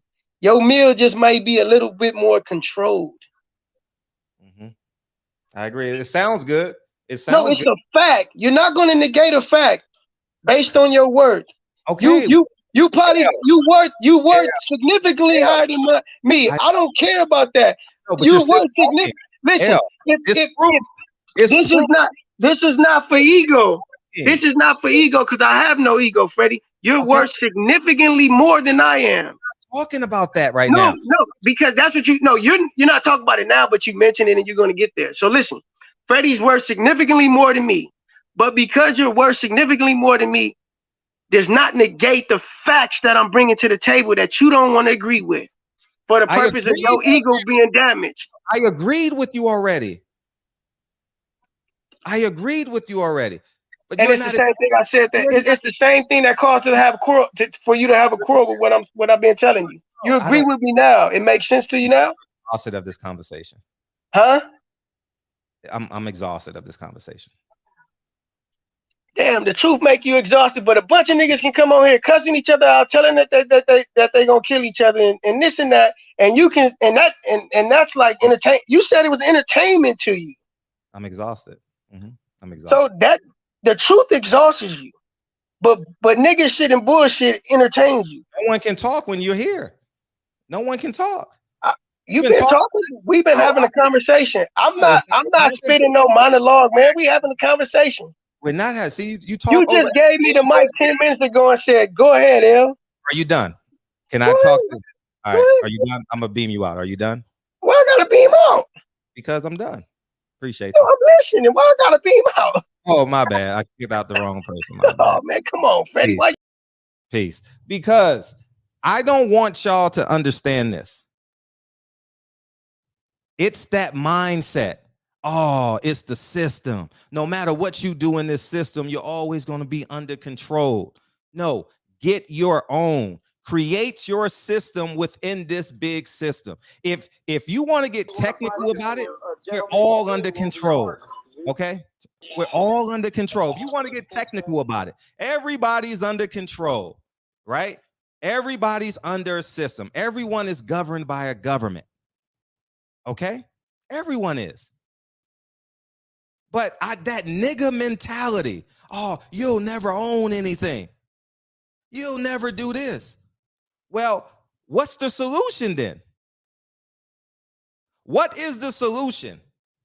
If you're saying this ain't the solution, then L, you got to tell us what the solution is. You don't have the solutions. It's really that simple.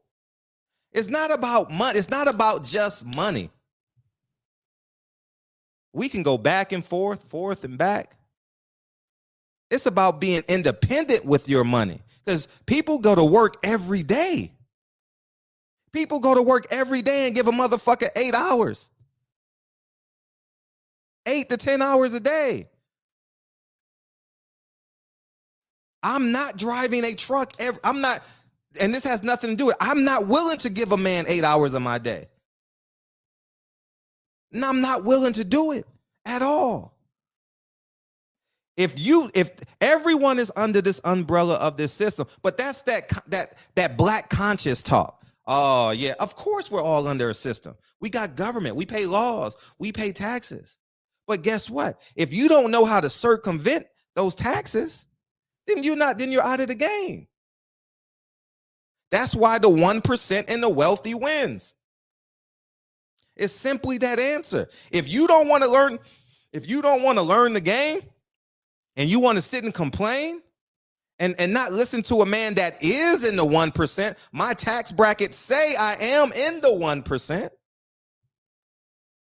And I'm not the only one that is in the 1%. Maybe he did it through basketball, through boxing, through stocks, through real estate. But you can't come in here and say, oh, you can't do this when you are a part of the same system I am in. You're not going to Antarctica to build your own system. You're not going to Africa. This is America. This is simply America. And that nigga talk, I don't like that nigga splaining. That's basically what's nigga splaining. This nigga splaining. This is simply that. Financially, Dre is in the 1% by herself. You don't even know what salary it takes to get to the 1%. I do. Google it. You know what I mean? It's just talk. It's just that nigga splaining. Nigga talk, nigga talk, nigga talk, nigga talk. Nah. I know how to get it. L said he made millions of dollars. He don't know how to get it. I've got $2 million checks in my life, I think. Maybe, well, it's different because when you sell property, you get the millions of dollars. I'm talking about an actual check. Like an actual check. You get what I'm saying? I got my millions $1,000 at a time. $1,500 at a time. $2,400 at a time. You said you've made millions. How much are you worth today? There's a difference between knowledge and wisdom. Wisdom is the application of knowledge.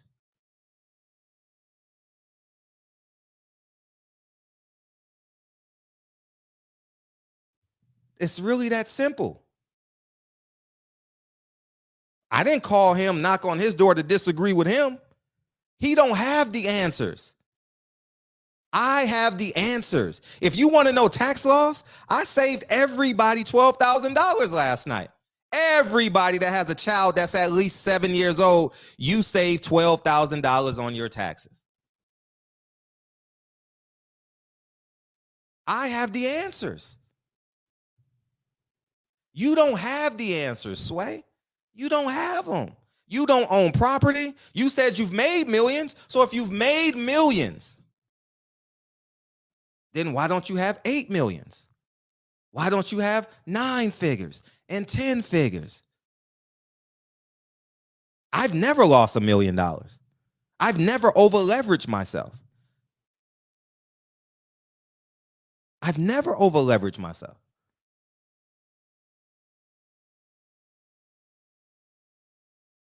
And it's really that simple. I don't like this nigger explaining excuse. Oh, you're in the system. You're in the system. We're all in the system. I'm using the system right now. It's called YouTube. It's called StreamYards.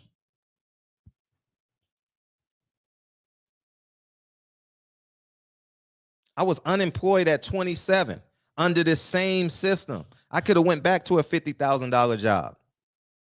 Could have went back. Didn't do it.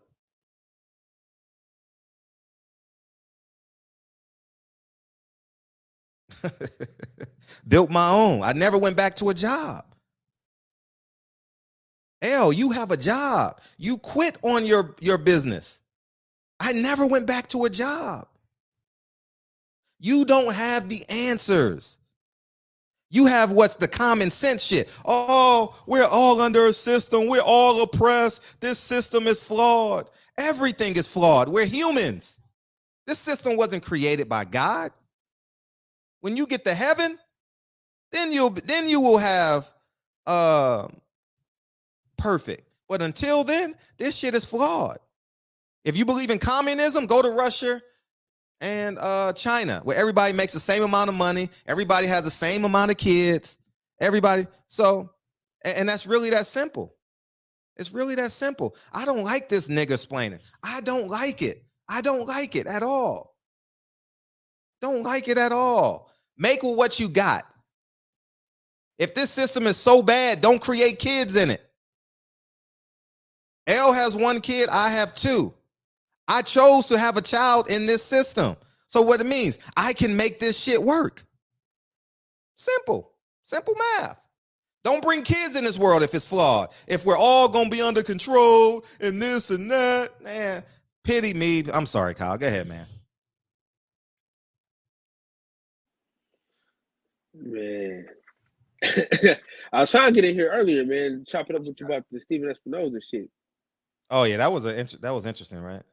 Yeah, man. Because but they still not gonna listen to you, bro. You know what I mean? You still don't know shit. You know, you can break it down all you want. Shit don't matter. Listen, people think that oh shit. My boys. I'm sorry, my girls, my college teammate's daughter hit the game winner. Let's rewind this shit. We got to see this in real time, baby. She hit the game winner. Watch the crowd erupt. Watch the crowd erupt. Yeah! Ain't that the one where Lika was like, "Are you not that good, huh?" Yeah. Wait till I go upstairs and show Lika. You know what I mean? Yeah, man.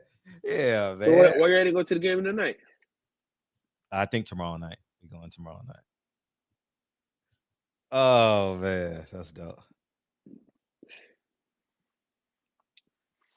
Yeah, man. So that Ryan Garcia Tank fight. You think it's gonna happen? I'll be surprised if it happens. I'll tell you what I'm not gonna do is get my hopes high. Well, we'll know tomorrow, right? We'll know by the end of the week, I should say.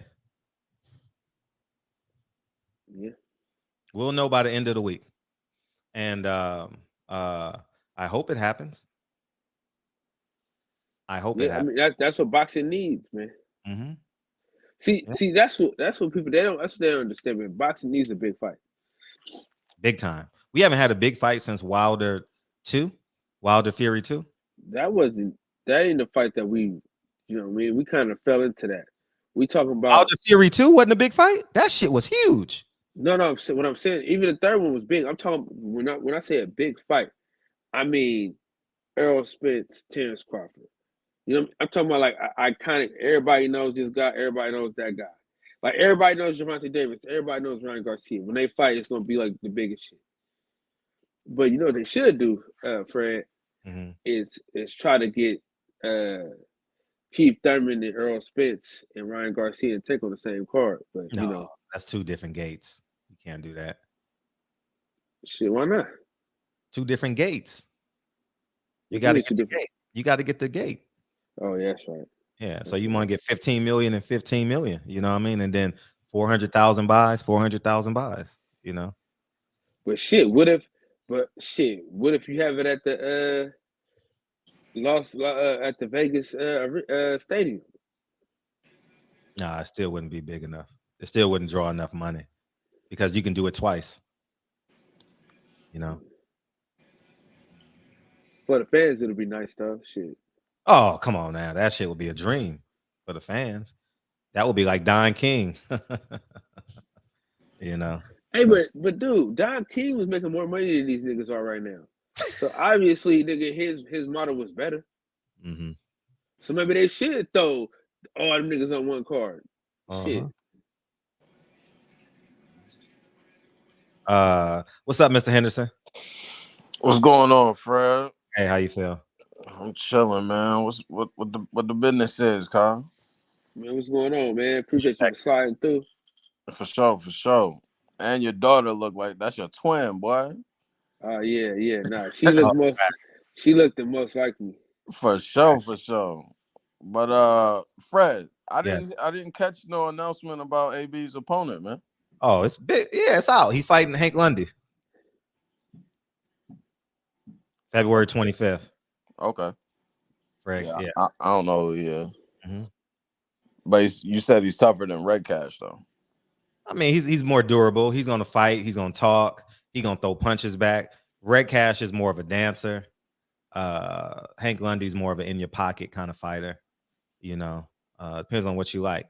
Okay, so it should be more entertainment then. Yeah, that way more entertaining. Yeah, they didn't already shit. Man, niggas is already shitting on it, man. It's like, bro, lead it. Just man. You would think, man, this nigga. You would think Blue Blood was a white man robbing black folks. The way they be fucking quick to just talk shit about what he got going on. Oh, really? It's ridiculous.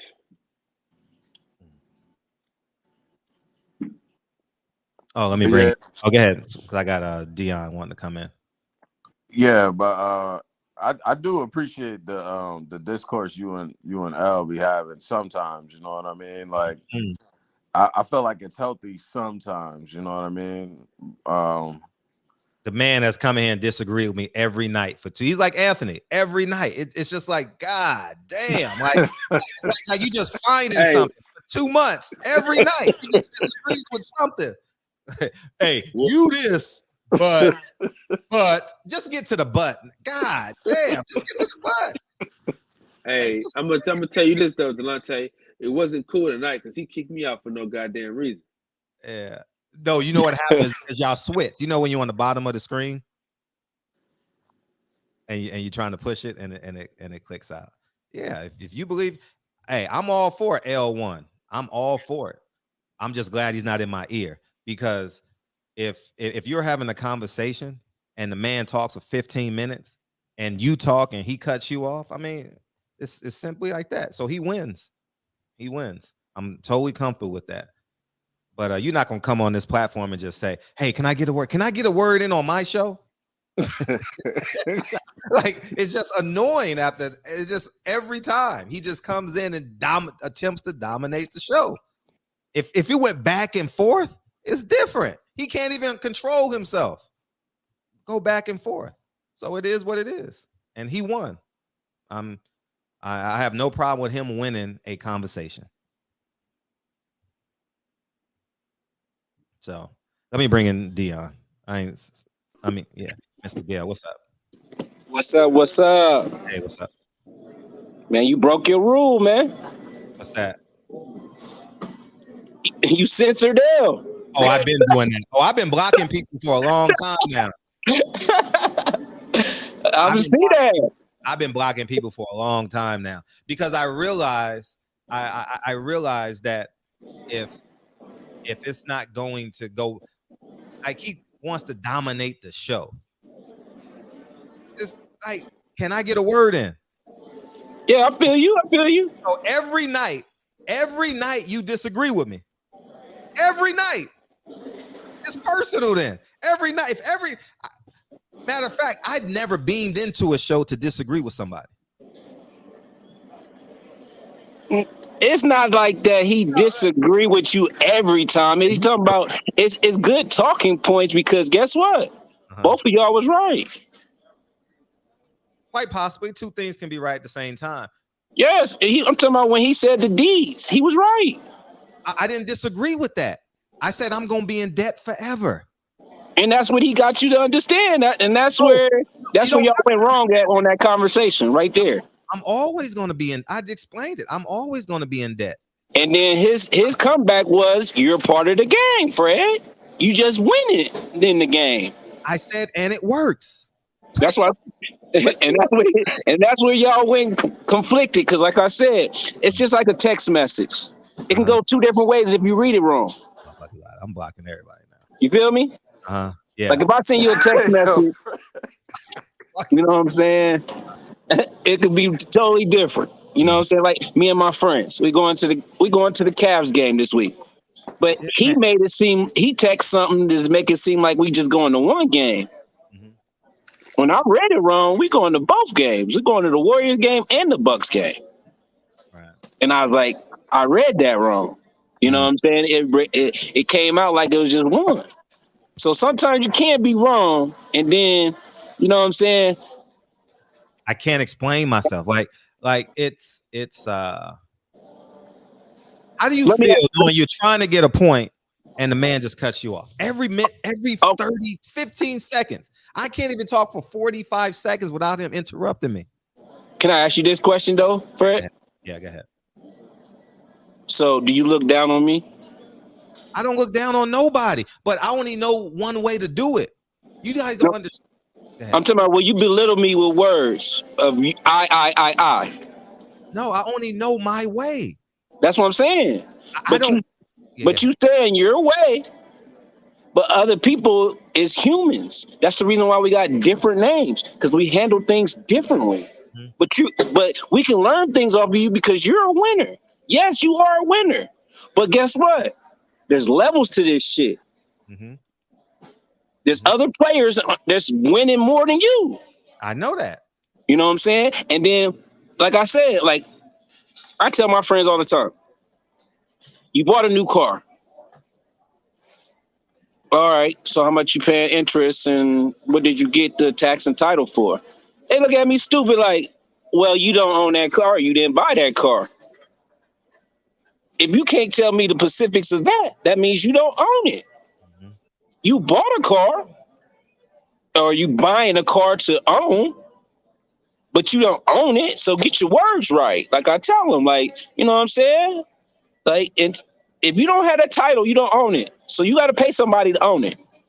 And most likely they making money off you on interest.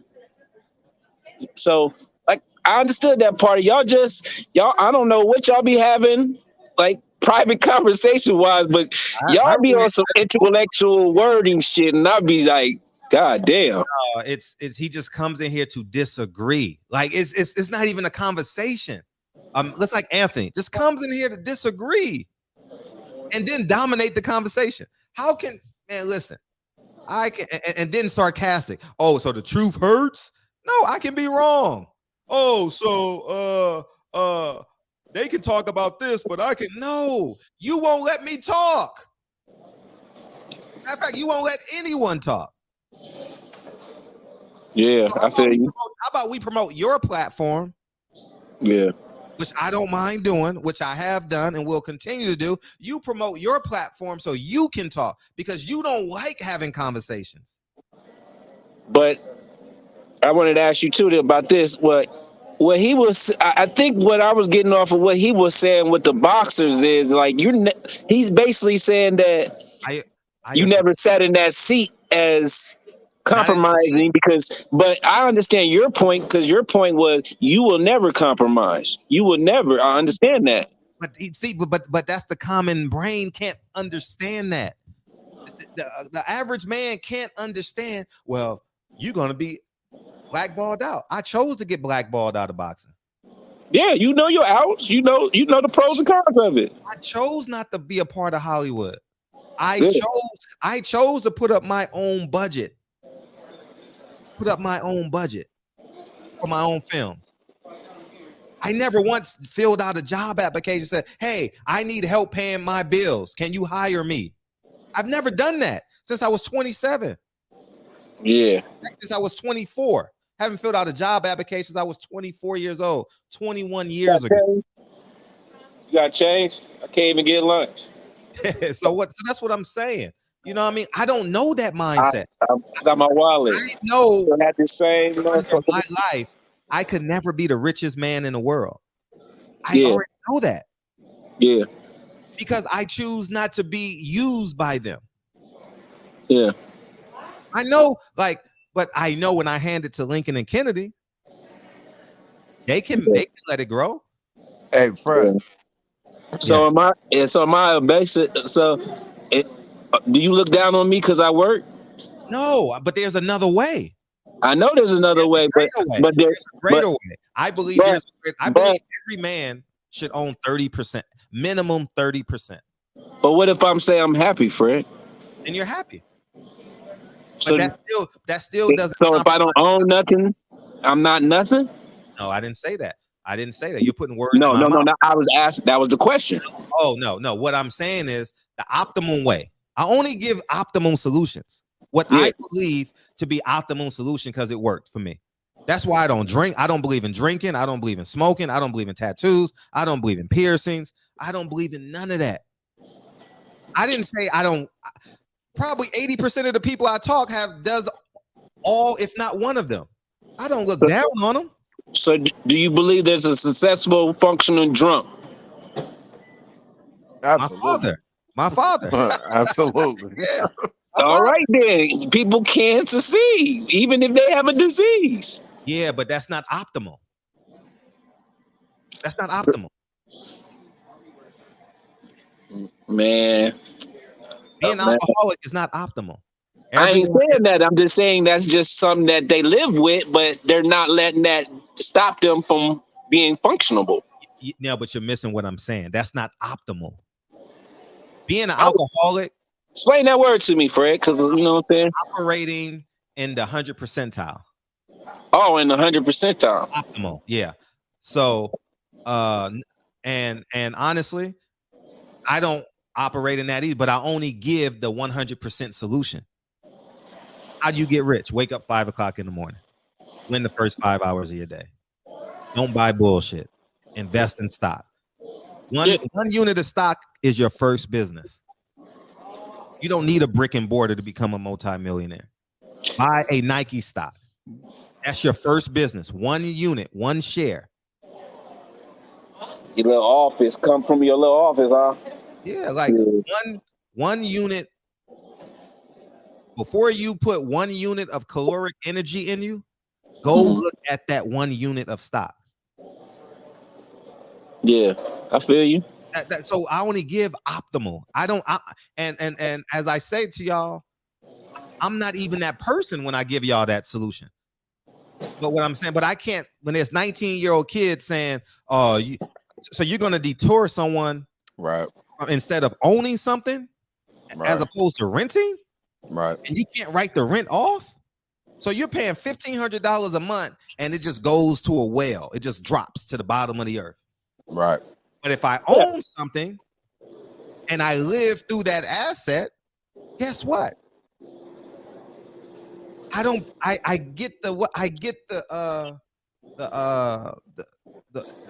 do you call it?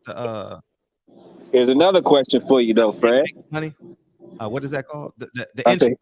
I get the interest rate through taxes. I feel you. Yes.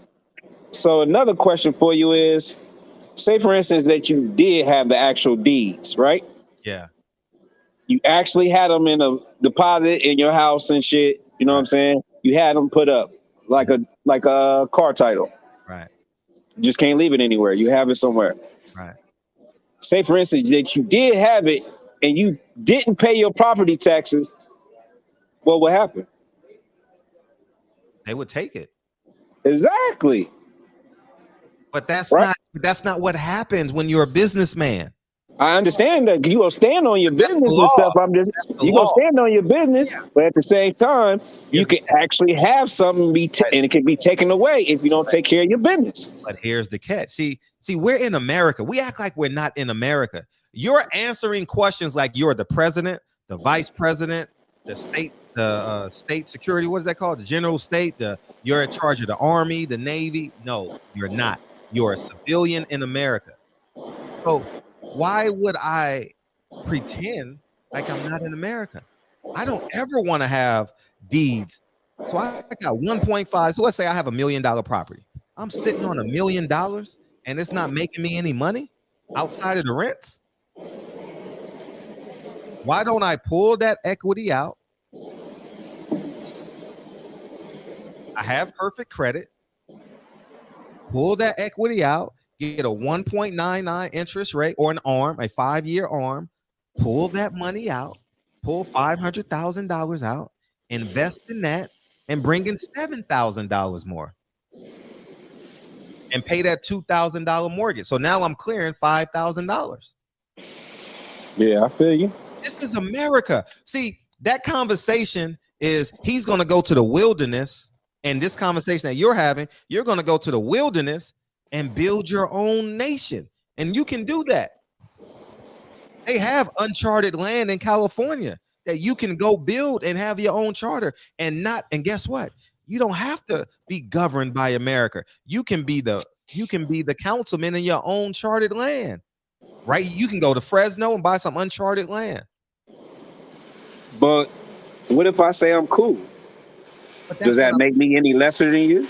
No, I don't think, if I can interject, I don't think Fred was ever saying that. And what I find is this is the crossroad that happens when people are willing to bet on themselves and people who are looking for security. When you have the conversation, Fred obviously was willing to bet on himself. So his outlook and his perspective is going to be different from somebody who is looking for security. And what I see happen 9 times out of 10 is the people who look for security, when having a conversation with somebody who succeeded and betting on themselves, feel like they're being talked down to. When that's not exactly that's what I said. That's why I kept it real with them, and I was like, I see both points. You know what I'm saying? I'm just getting people to understand. You know what I'm saying? Like with Fred, like I fuck with you, but I don't ever want you to be talking down to me just because I don't have the mindset of you, because I have a comfortable mind state of just living, bro. Yeah, but my point is, he's not talking down. No, I ain't saying that. I'm just saying, like, when he said something about the truck driving game and stuff, I'm like, that was kind of a shot. But he was just still as an example. I use that as an I understand it as an example, but he took it as a shot, and then that's when the conversation turned into something else, and we wasn't learning nothing. All I was saying is both of y'all one got the mind state, I'm gonna win by myself, and the other got the mind state, you know what I'm saying? You could just be comfortable. It's all about somebody's mind state and what you wake up with. Like I said, my question to Fred is, will he ever talk down to me? And that's my only question. I don't because I don't have a mindset that I own nothing. No, you don't understand. You don't understand. I tell every man, you need to own at least 30%, because when you get fired, your boss will turn on you. 100% of your bosses will turn on you one day. They're going to give someone else. It's just a fact. No, you already go know that. But what I'm 95%. But the point I'm making is you're not in control of your ascension. You're not. And And there's nothing wrong with stating that. Yeah, and if I say that, if I say I am in control, I won't take the job that you have. That's offensive? It's not offensive because because I'm not talking in metaphors. I'm not having a conversation to emotionally comply with your emotions. It's not about being a truck driver. It's about the mindset. The mindset. I haven't signed a contract under nobody's arms since I was 24 years old. I don't understand the concept of someone got to give me permission. Yeah. I'm a wild pig. I'm a wild boar at this point to the median. So you won't. So when I talk, I don't understand. I understand it per se, but I don't live it. 0% of my life, I don't live it at all. I don't wake up saying somebody got to say yes. And for the record, like I don't. Well, you don't be trying to do it deliberately, but like I said, people can take stuff the wrong way. But what did he? How did he talk? How did he talk down to him? He never said nothing. He never said. No, because he said the truck driver, and that's when the conversation went. You want me to use carpenter? But truck drivers make he's a truck driver. He's a truck driver. I'm talking to him. But you knew he was a truck driver, though, Fred. Come on, man. I'm talking to him. Yo, Dion, they make like 6 figures. They make like 6 figures. Most truck drivers do not work. I didn't talk the money. I said I'm not trading 8 hours. I didn't say how much. I didn't ask him how much money he made. I never asked him that. I said, no, you did say that. You're not trading the 8 hours. You did say that. I'm not trading 8 hours to nobody. Yeah, Fred, my point was though, if you having a conversation about him being a truck driver isn't a shot. If he actually is a truck driver, and he probably clears 6 figures. I don't know any truck driver that don't clear 6 figures. So you know what I mean? Like if him being a truck driver, money he made. I've never asked him how. He asked me how much money I made. I never asked him how much money he made. I don't care how much money he made. Like Tavion came on and says, well, I got money too. I said, I'm not comparing myself to you. I don't care. I don't care at all how much money you make. I don't care. I've never asked anybody on this show how much money they make. Yeah. I don't care. But I know one thing.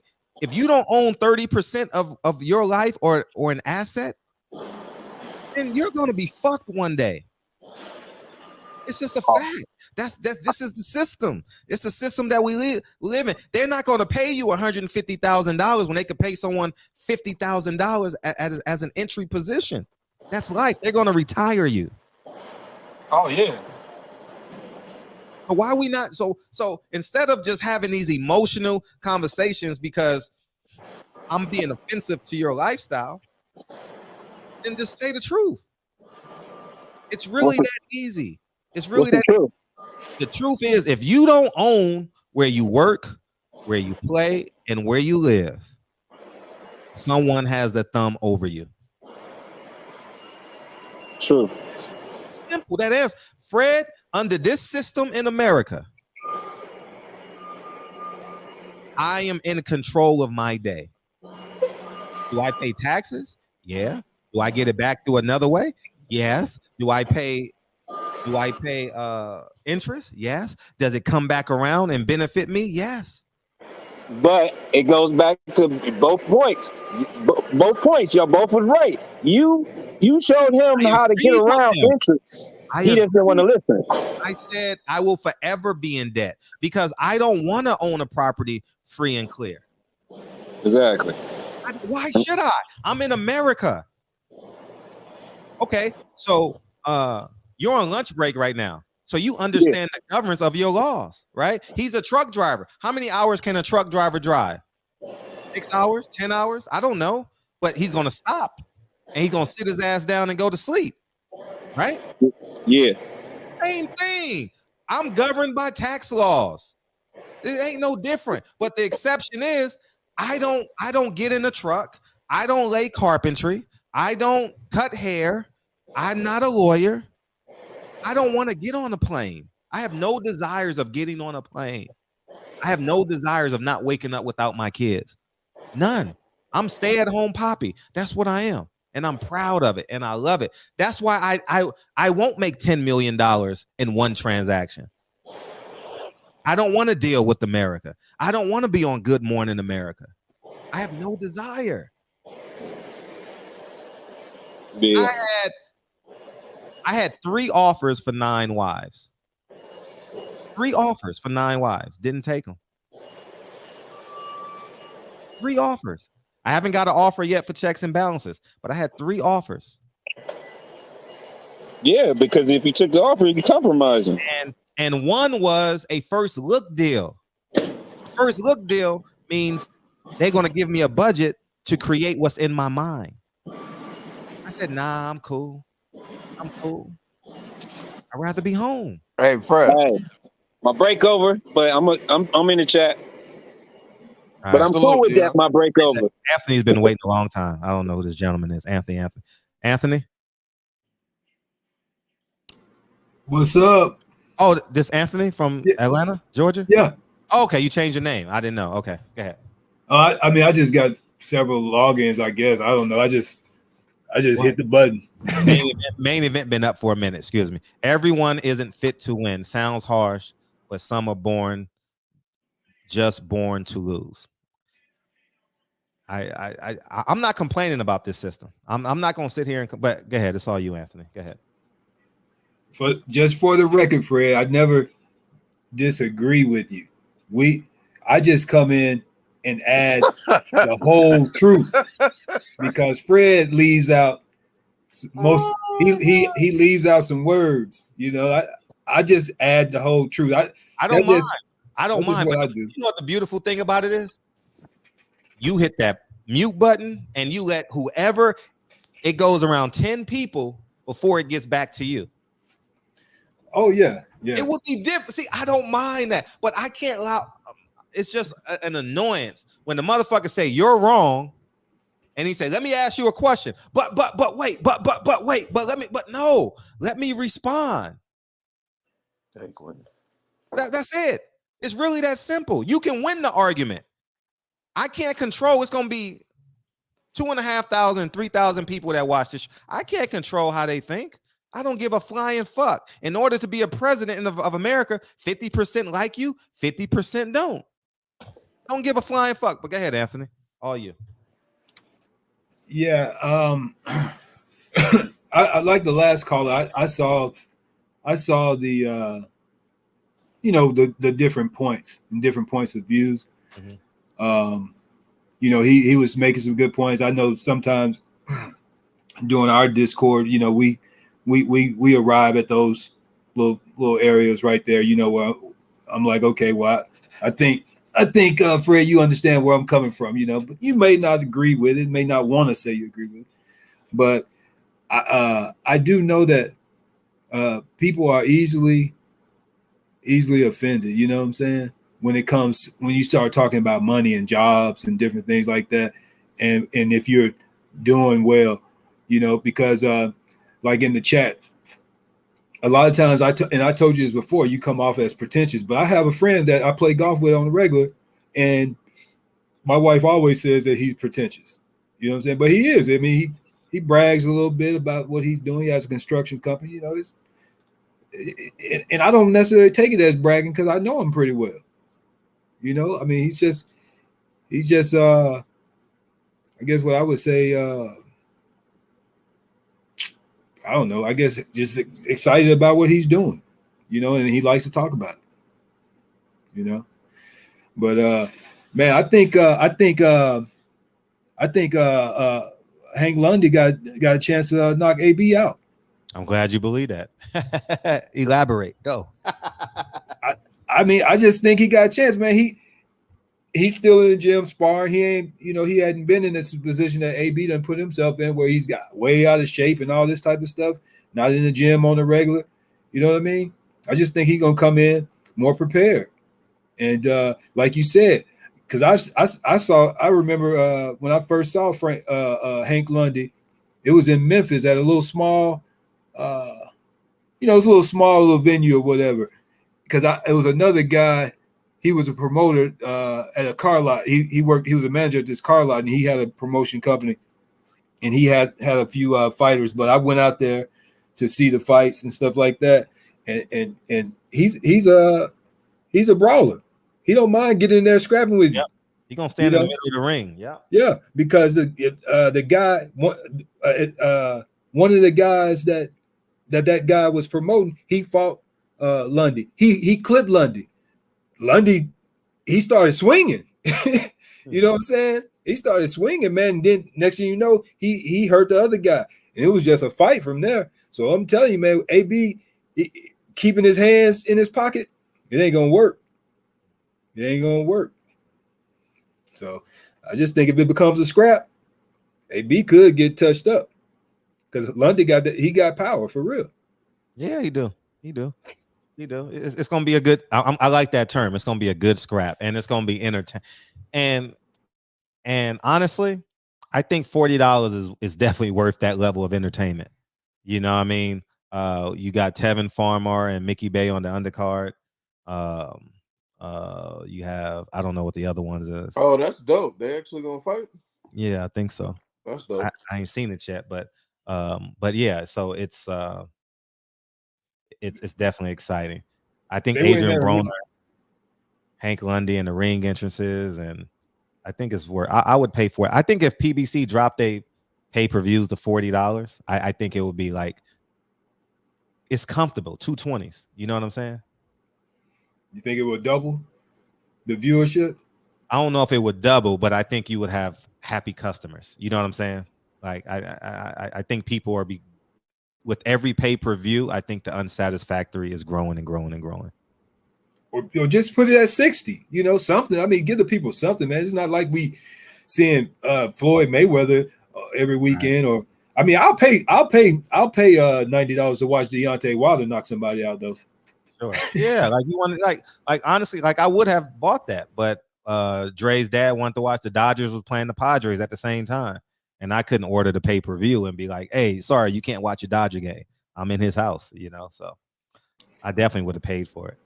Yep. Me and my son, we had already said we were gonna go see the Broner fight, and then when that came out that Ivan Redcash wasn't gonna fight, I was like, dang.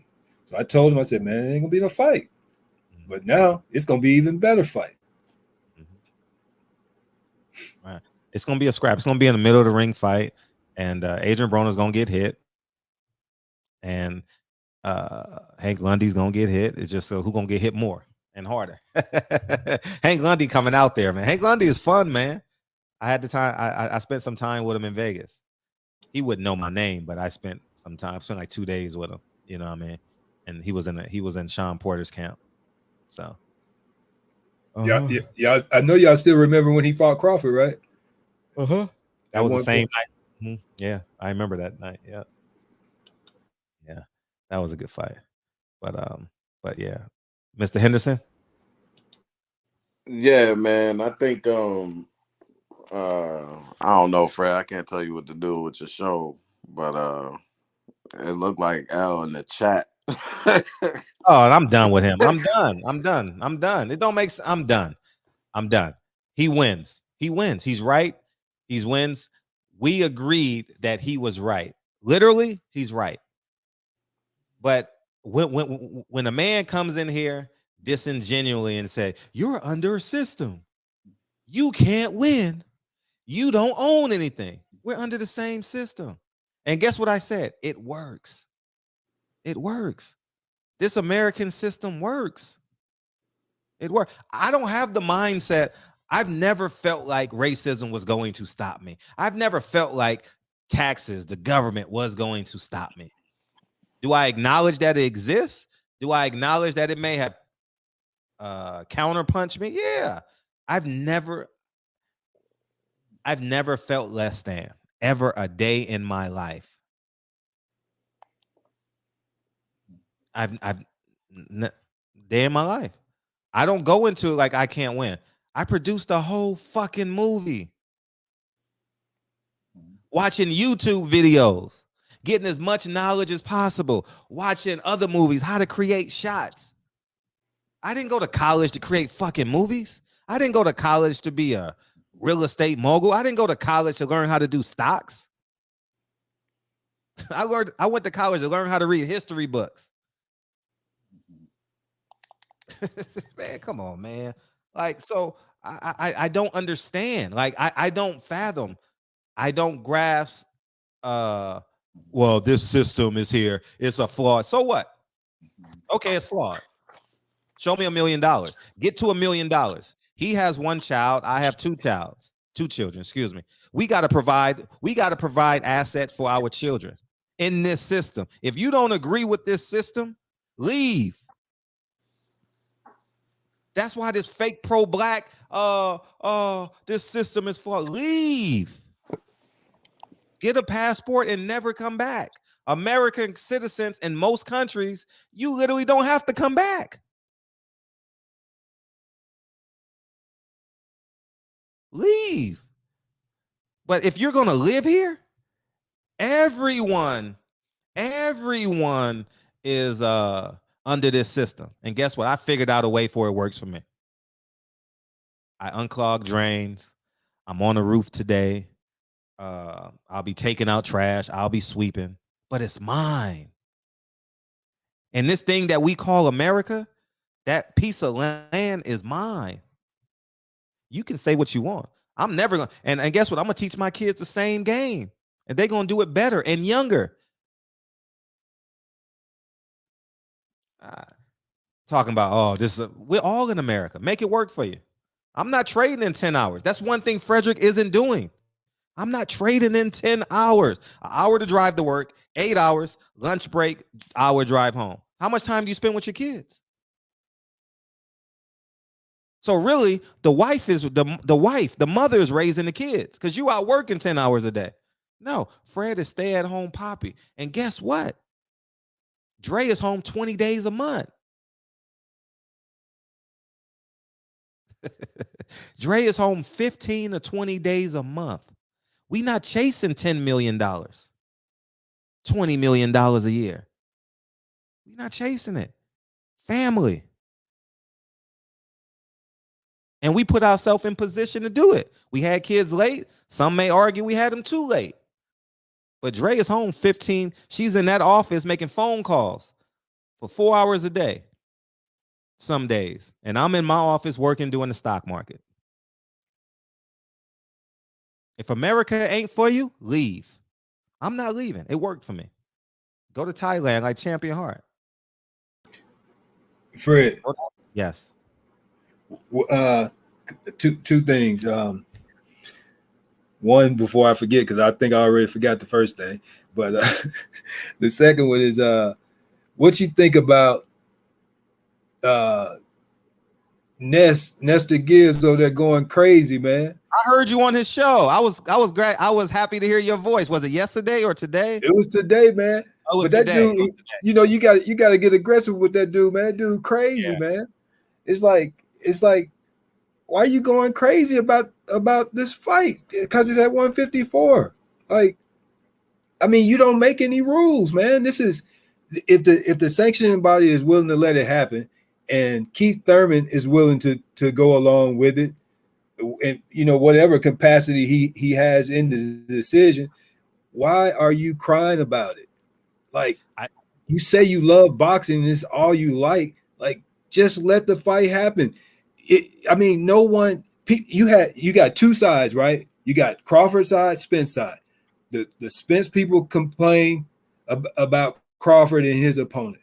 Now he just flips over to the other side now to start the complaining with everybody on the Crawford side about what Spence is doing. It's like, dang, dude, you just flip flop. That's what this is about. And he leaves out truths with the negotiation. He started talking about you know, it's unheard of about a no guarantee. When the whole negotiation started off with a guarantee, they moved on in the negotiation and ended up with no guarantee, and everybody just gonna go get paid from the net. Like, I just don't understand when people are telling these things, why they leave out portions of the story. But anyway, what you think about that? I honestly, I think the big picture is that Al Heyman circumvented the rules to benefit him. You know, he linked the Tower of Justice to lean towards him. And like Earl is the 147-pound champion. I think that the shirts and stuff, that's all whatever it is. But I think because he has 3 belts at 147 and his mandatory is at 147 and he's moving him up to 154. That's changing the rules. And then you say you're going to reassess. No, you can't reassess because it's not in that weight class. But if the fight turns out the way they want it, they're going to leverage it to their benefit. And it goes against the rules in boxing. You know, like it's like he's afforded opportunities because he's the best player on the basketball team, you know. And it's the same thing in politics, right? Same thing at your job, same thing at your school, at the college you went to. You know, everyone is afforded opportunities, you know. And I think that's the major problem. I think that fans are having a problem digesting the shirts and stuff. That serves for great theatrics and shit like that. But the biggest issue, I believe, is the rules, the bending of the rules. But who makes the rules? Because when you listen to the president talk about it, it's exactly what you said. I mean, it was his decision, and you know they come. Yeah, you're right. They come up with new rules just based on whatever. You know, I don't know, whatever it is that however they come up with it. Just like when they came up with the franchise belt, and you got Canelo, who should have been fighting Jamel Charlo, and then he moves up to fight who did he fight? The Kovalev or somebody like that. Then he just fight Triple G at 160. That wasn't a 168 bout, was it? Yeah, 168. He fought for his belts at 168. Triple G fought for Canelo's belts at 68. Yes. Oh, I thought that was a 160 fight. 168. Okay. Triple G is still the 2-belt champion at 60. Yeah, man. I just and then we don't even know if Keith want, you know, we don't know if Keith wanted that too. I mean, I don't know, man. I like that fight. I don't care where it is. You know what I'm saying? And I think if Earl wins the fight, then it doesn't. The whole fuss, it doesn't even matter anyway, right? Say it again. I'm sorry. If Earl wins the fight, even though the fight, see, that's the problem. Like, where do we go from here? Well, that's what I'm saying. I'm saying that I don't know where we go from here. If Earl wins, if Keith, who cares who wins? What happens? No, Earl is minimized. Earl is devalued. If Earl loses, he's devalued. Right. Big time. Right. But that's what I'm saying. If he wins, it doesn't matter. I mean, like the whole ruckus doesn't even matter at that point. Yeah, I agree. I agree. It's I mean, I want Earl to win, but Earl got to understand he should respect the criticism, because it's a rule that this generation of boxing has never seen. You know, so he got to understand. I don't really care. I think Ness is really good at what he does, and that's how he presents his message. Like me, I do it a certain way. I don't think the shirts are a big deal, but if he does I will agree with him on one stint. If he takes this Keith Thurman fight and goes against what he's been saying for 4 years maybe, then that basically says that Al Heyman is in charge. But it's not Al Heyman that mandated the fight, right? I mean, we could. Now you're getting technical. Now you're getting technical. But yeah, I mean, I was going to say theoretically. Theoretically, we could say it's Al Heyman, but but technically, the president of the WBC is the one who mandated the fight, and he's the one who's accepting the petition. So, I mean, I just look at it like this. Everybody believes that whether they fight at 147 or 154, that Earl's going to win, right? I don't know. Well, that's what would you say that most people believe that though? Earl is probably 2.5 to 1 favorite. Okay, so when you look at Crawford and David Avenesian, who he fought, wouldn't you agree that most people thought that Crawford was going to win that fight? Absolutely. So that's why I say, like, I mean, like, it's like 6 in one hand and half a dozen in the other. It's the same thing. Different. No, it's a big difference because the belts, Terrence Crawford defended his belts.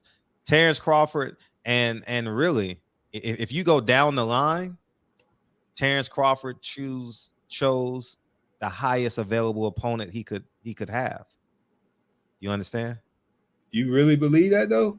Yeah, that was the only person. It was because Virgil Ortiz, Jerron Ennis were booked up. I forget who that they were 1 and 2. They weren't booked up though.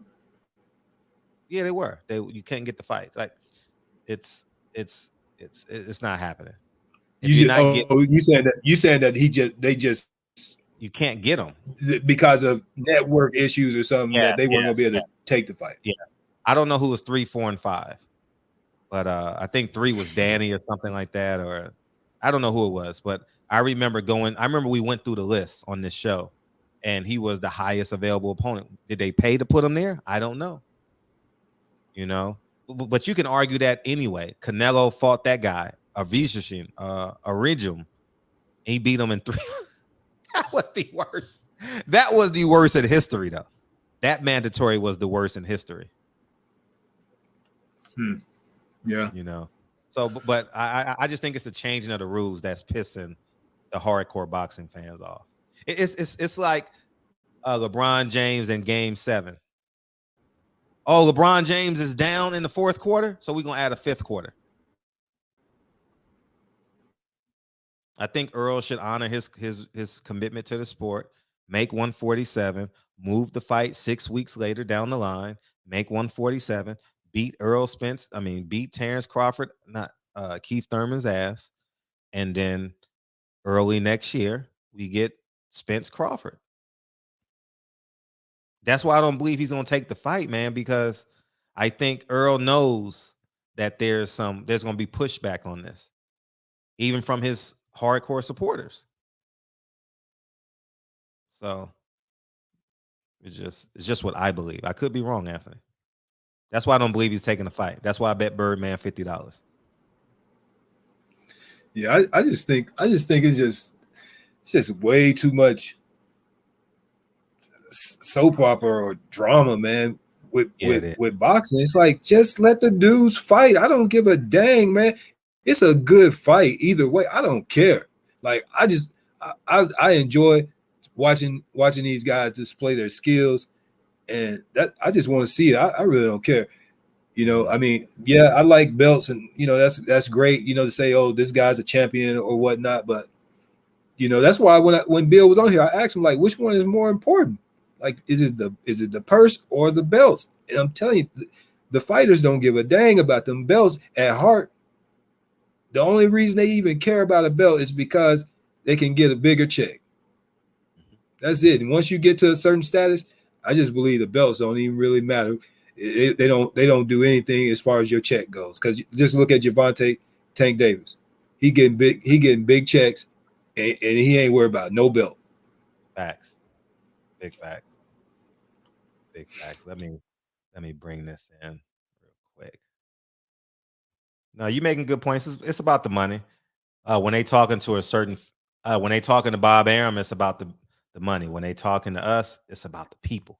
You know, it's about the people, man. It's about the people. All right, we gonna watch his favorite part of the show. Kyle. Allow me to reintroduce myself. My name is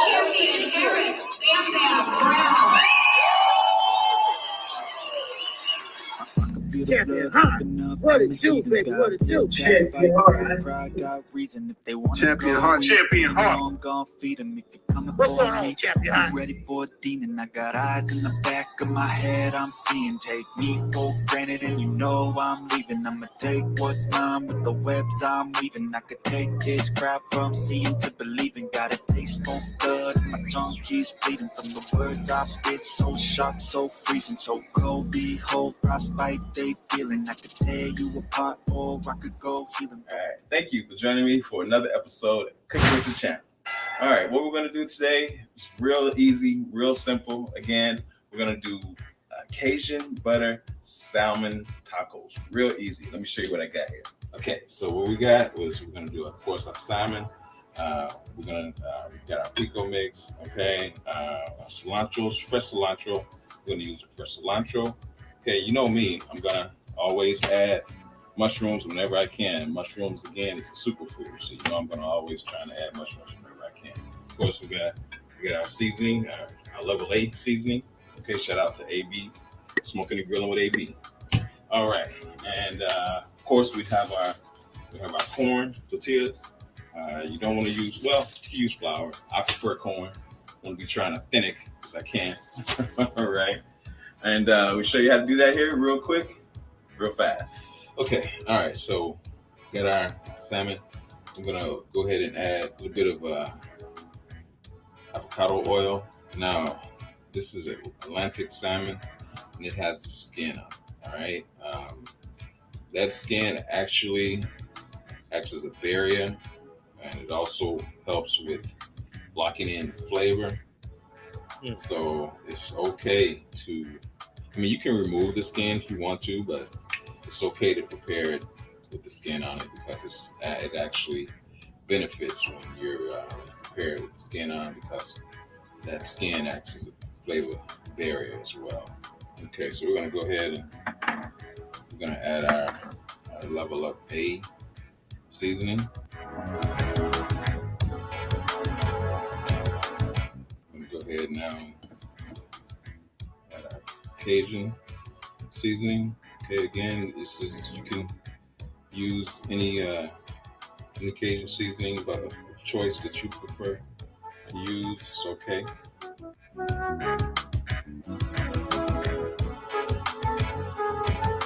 Okay, all right, so we've got 4 tablespoons of butter. All right, now this is this butter that I'm using has no salt, so it's probably best to use a butter that's unsalted. You don't want your salmon to be too salty. Okay, and again, it's okay to prepare it with the skin on.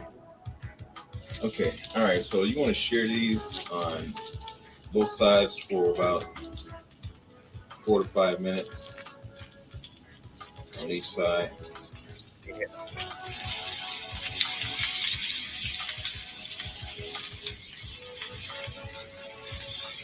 All right, so that's an easy flip. So we're going to go ahead and let those share on that side.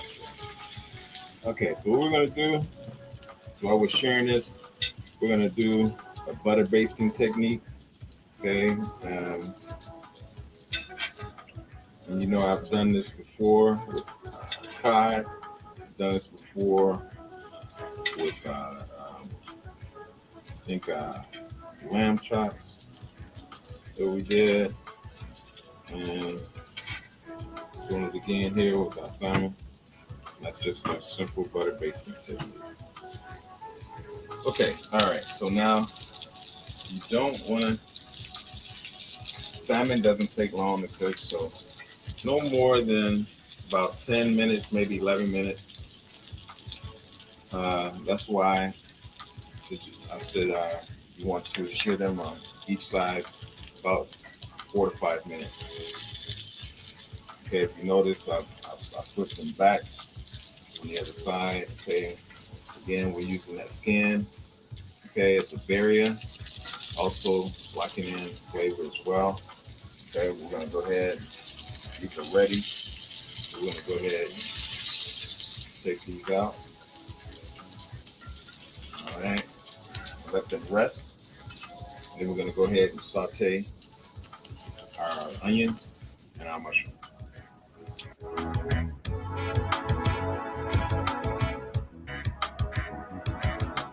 All right, so the onions that we cut up, we're gonna go ahead and use that same butter sauce that we seared our salmon in. Okay, so that we take care, so that we definitely get to enjoy that ultimate flavor. Then we're gonna go ahead. Now our mushrooms, again, that's optional. That's just something that I do because, again, mushrooms are superfood. So any chance that I get to put mushrooms in something, I'll do that. So, but that's optional. You don't have to share the mushrooms. That's just something that I do. Okay. So what we're doing here is we want to go ahead and we're gonna brown our tortillas a little bit. So we're using the same skillet. Okay. That's the thing we really want to take advantage of, that ultimate flavor. So we're gonna use the same skillet that we did our vegetables in and our salmon.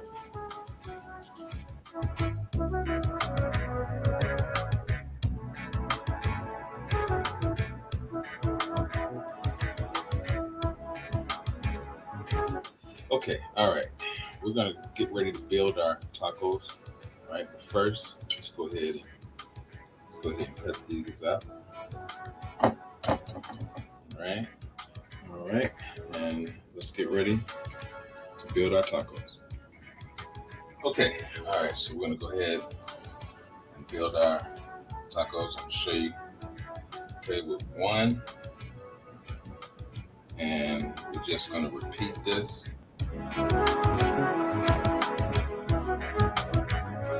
Gonna use our pico mix here. Gonna go with our mushrooms and onion saute there. All right. Our fresh cilantro. All right. And our feta cheese. And finish it off. A little bit of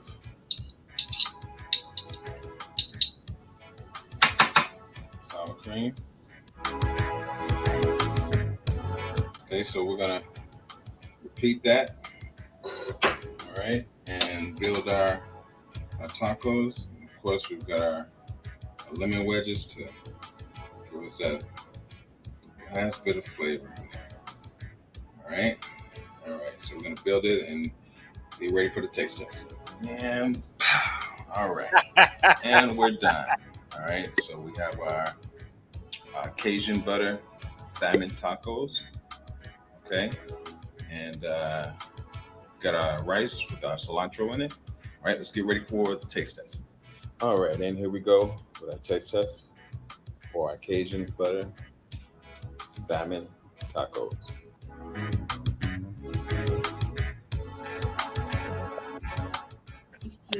It's good.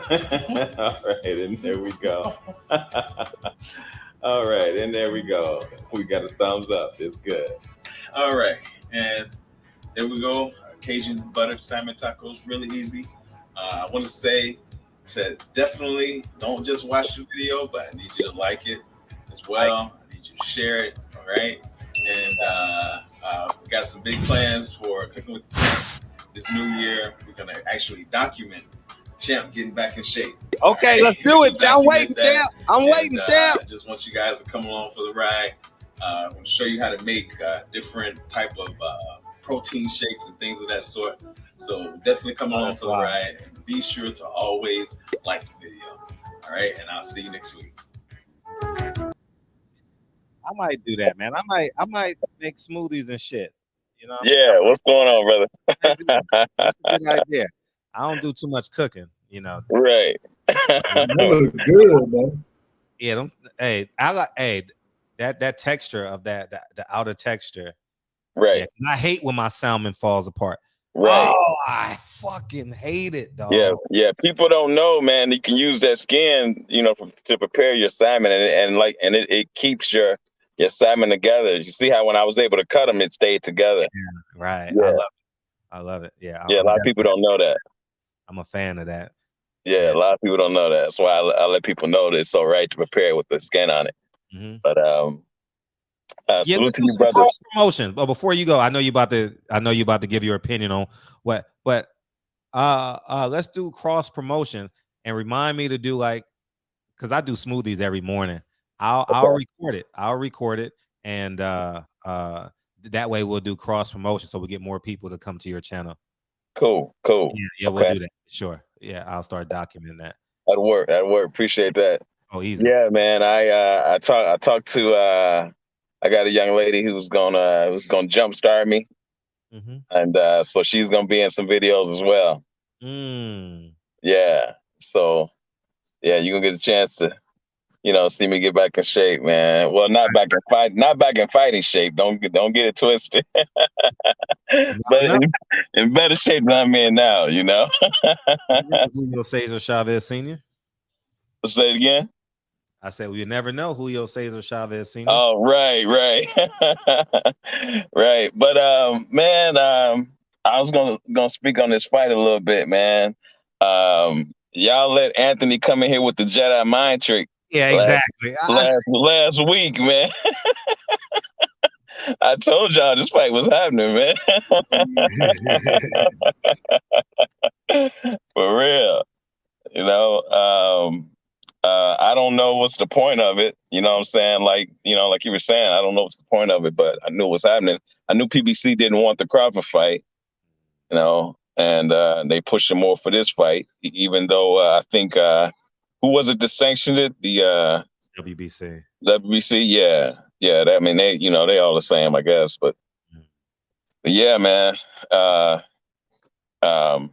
So it's gonna be in Dallas. You coming, Kyle? Oh, he'll be there. Oh, you heard it's gonna be in Dallas already? You heard that? I'm sure it is. Yeah, I would bet it'll be. That's not a Yeah. Vegas. That's not I'm sure it is.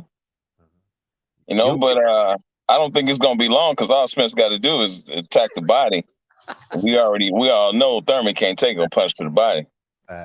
So he shouldn't. I wouldn't throw one shot to the head. I'll body punch him all night. Earl should break him down. Yeah, exactly. Yeah, he's definitely gonna break him down. How do you think Earl? Do you think Earl is gonna be resistant to the people that's disappointed that he takes this fight and don't defend his belts, or do I think that he's gonna be? Say it again. Do you think he'll be resistant or accepting of the people who see this as like not boxing, not fair, circumventing? Because you saying because Thurman gets to jump the line? Is that what you're saying? No, because it's at 154 for no belts. Oh, right, for no belts. Yeah, I can. I mean, he's definitely gonna get some, some pushback on that, man. I know fans are gonna be upset. I mean, of course, I'm upset. I don't really want to see this. I know, but I mean, if it, when it happens, I'm gonna go check it out. But I think it's pointless. It's at 154 for no belts. So is he gonna drop the 147? They're gonna hold up. They've given him permission. Yeah, see, I think that's cap, man. I mean, you go to 154, how are you gonna get back down to 147? I mean, you're gonna kill yourself. No, but that's to give Keith Thurman the belts. That's why at the beginning of the show I said Keith Thurman might be Al Haymon's favorite, because no matter what happens to Keith Thurman, he still will have a shot at the belt at 47. Oh, okay. I see what you're saying. Yeah. But if Earl loses or looks bad, his value drops. Right. Earl is a darling. Earl is like he's the prom king. Yeah. Like he's a clean guy, he's respectful, so he's like boxing fans' darling, and I don't think he understands that for real. If he takes this fight, like it puts a kink in his armor a little bit. Yeah, I can. Yeah, I can see that, man. I know. Of course, the fans wanting the Crawford fight. But that's not what they want. So this is what we getting. It's basically. Go ahead. I'm sorry. No, that was. I was just gonna ask you why do you believe that the PBC or Earl, I guess you could say, doesn't want that Crawford fight? Well, no. I didn't. I believe that the PBC didn't want to fight. I believe that Earl wanted to fight. I believe that PBC didn't see the marketing, didn't see any value in marketing with Crawford. They know that there's a rival between Spence and Thurman. And the PBC, I believe that they want that fight. I believe they always wanted to push for that fight. More so than the Crawford fight, because I just felt that they didn't feel that Crawford would bring the the dollars. You know what I'm saying? Okay, your belief is that they didn't want that fight with Crawford because it's not a big event. Right. Oh. Yeah, I believe that's what they believe that. Go ahead. I'm sorry. Go ahead. I'm sorry. Go ahead. So you think Thurman and Spence is bigger than Spence and Crawford? I don't think so, but PBC thinks so. But they're the experts. Who says they're the experts? Well, I mean, they've been putting on shows for years. I mean, you got you even Eddie Hearn said that, that in his opinion, Al knows the market just like I know the market, just like Bob knows the market. They know a big fight. Right, but that's not what the fans want. You know what I'm saying? But like I said, they didn't believe that Crawford would bring the value in, so they always push for Thurman. We know that Spence don't want to fight Thurman, but he's being forced to. No, what I'm saying is that I mean, I'm with you. I believe that the Crawford fight is a bigger fight than the Thurman fight. Right. And I believe that the experts in the business know that the Crawford fight is a bigger fight than the Thurman fight. Wow. Wait a minute. You're saying the experts believe that the Crawford fight was bigger, or the Thurman fight? The Crawford fight is a bigger fight. I believe that the experts would agree with you that the Crawford fight is a bigger fight than the Thurman fight. Right. Yeah. Now there is a flip side to that, because like they say, everything in house. I mean, it's more money for the PBC in some way or another because it's in house. But then they don't have to split it with any other network because Crawford's not on another network, so that kind of goes out the window too. At this point, yeah. So, I mean, I think they wanted that fight. I don't think they spent 6 months negotiating on it because they didn't want it. I just think that, it just came down to a deadline, like Crawford said, and he wanted to fight this year, so he walked away. Let me get a fight now. I just believe what those guys said is the truth. But the negotiation did take a long time. I don't know, man. That's suspect to me. Now watch how smooth this fight here kicks off, as opposed to what was going on with the Crawford thing. You know what I'm saying? That just, in my opinion, proves that that's what the PBC wanted all the time. Watch how smooth this goes off, and you're not gonna have any of that nonsense that was going on with the Crawford negotiation. The only reason why I would disagree with you on that is simply because you have two people that have experience and already done business deals with the PBC right here. And on the other side, with Crawford, you had somebody who did not trust the PBC. And it's reasons why, because as he stated, people that he knows that are friends, he said, friends of mine, real friends of mine, told me to, make sure you check, check everything out, cross all your T's and dot all your I's. So, I'm even the guy Steven Espinoza, just like other people confirmed the same thing that were part of the negotiation, said that Crawford was taking his time as far as getting back to him on the offers that they were sending to him, because I just hate, like, a lot of people keep leaving stuff out with that whole process, like they arrive at a zero guarantee for both of the fighters, but that's not even the way it started, because Bo Mack even said that he told him several times when they called him with an offer for a guarantee, call me back when you get to 20. Then it was call me back when you get to 15. Don't call me back if you less than 15. You know what I'm saying? Right. So. Right. I don't know, man. I don't know. But we'll see. We'll see what's gonna happen. I think a lot of that was cap, that was going on between them. But we'll see what was happening, man. We'll see what's happening. We'll see. Yeah. You want to give your closing remarks, Anthony? Anthony. Yeah, man.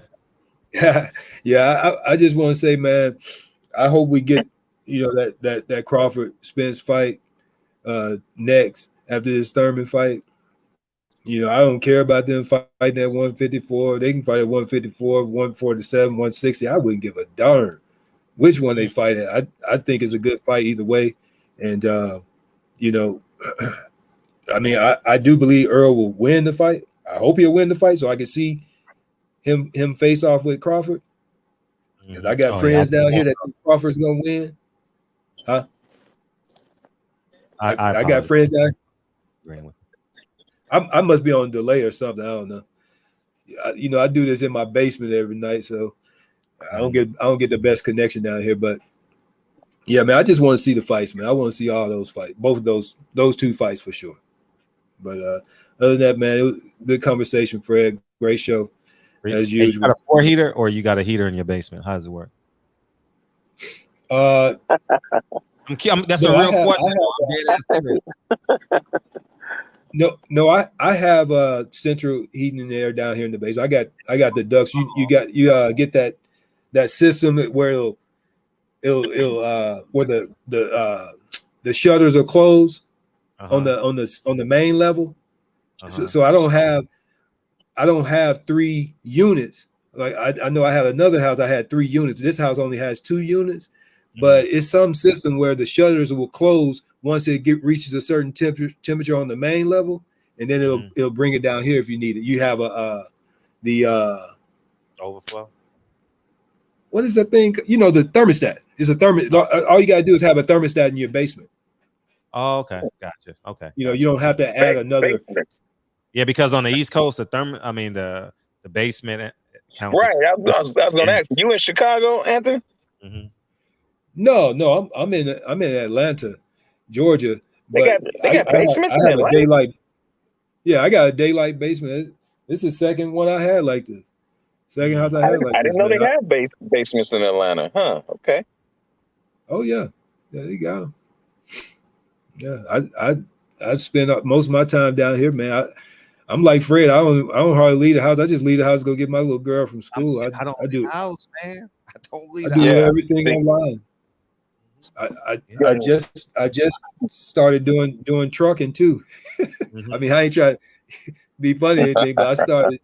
I got some trucks and added on with another guy, and now I'm down here learning how to pick loads and everything. So wow, it's fun.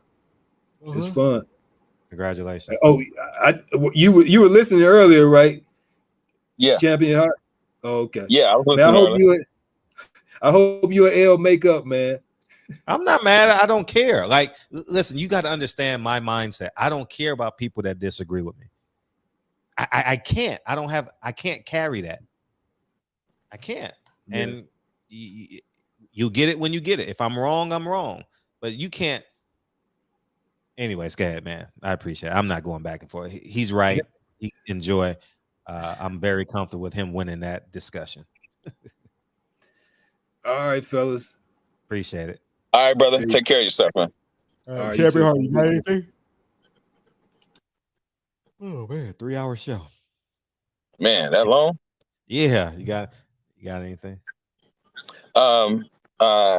Yeah, let me say this.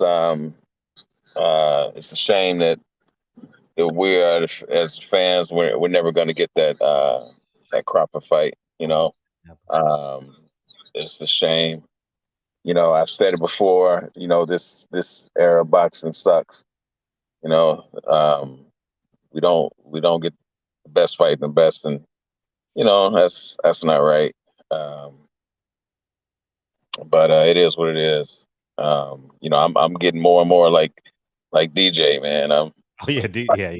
Yeah, watching, you know, watching the UFC more and more. You know, He ain't gonna come in until Sunday because he knows I got the Eagles and the Giants this weekend. He ain't gonna call. Oh yeah, he's not coming. Okay, that's right. That's right. Yeah, that's right. So, but yeah, man. You know, this thing with Crawford and this thing with Spence and Thurman. You know, fans are upset about it. Of course, Spence is going to get, you know, some pushback. I think it's more disappointment than anything else. I don't think it's anything against Spence.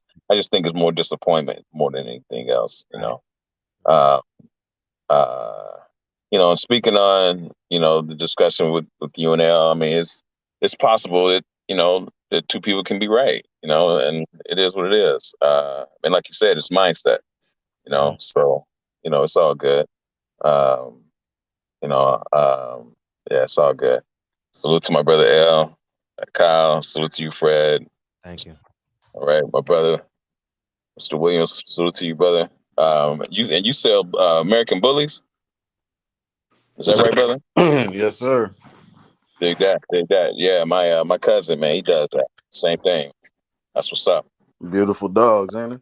Yeah, they are, man. And I'm a shepherd guy, and he's got me into American Bullies. You know, watching him raise those dogs, man. And because I was born and raised with shepherds. You know, and but yeah, I like those bullies, man. I really do. All right, salute to you, brothers. I get with y'all, man. Thank you, dog. All right, Mr. Henderson, all you. All right, I want to say, as I always do, shout out to Barbershop Conversations, Mr. Fred Hawthorne. Shout out to Kyle in the boxing section. I appreciate.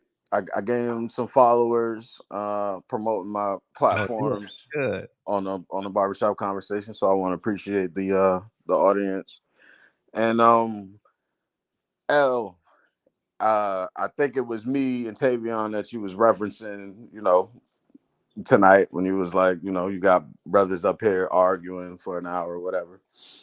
I hope you took notice to the fact that me and that brother came to common ground and we ironed that thing out. You know what I'm saying? So with that being said, hopefully you rewatch the video and listen to what Fred said, because I don't think it's about what you had to say. It's about the fact that you wouldn't let Fred say what he needed to. And maybe y'all can get to some common ground. I just watched a video of y'all brothers together in Fred's car. So, you know, it ain't that serious. You know what I'm saying? It's not that serious. And with that being said, Gotham City Bullies on TikTok and Instagram, man. Till tomorrow, Fred. Appreciate you. Appreciate it. Kyle, what's up, man? You going on that in 26 minutes? Well, maybe not. You know what I mean? So, but yeah, man, I appreciate you guys coming tonight, man. I just think it's asinine to come into this show and find something to disagree with. I mean, it's just asinine every night, and then you over talk everybody. Like you're the smartest person in the world. You can be the smartest person in the world, but be the most respectful man in the world. When people talk on this show, I shut up and I let them talk. It's really that simple. And I stand on what I say. And I don't, like I said, what I say, I believe. I don't have to say maybe, sometimes, I don't know. Yeah, no, I stand on what I believe in. And Fred would not be in the position of another man over him. No, I wouldn't. And every day of my life, I have an option of getting a job, whether it's at Burger King, McDonald's, Warner Brothers. I don't know if I can get back at ESPN, but I know I can go sign the deal tomorrow at a studio. It's not hard. And it may be for pennies on a dollar. It may be for what I want, but I'm not trading that in for my freedom under this game that I'm playing. And I'll leave you guys with this. Don't fall for the bamboozlement of we're in America, we're never free. Every day you wake up with a choice. Every day of your life, you wake up with a choice to get better or to get worse. And you can't complain about this system and wake up every day in it. Just like you can't wake up with the same woman every day and complain about her. And there's another thing too.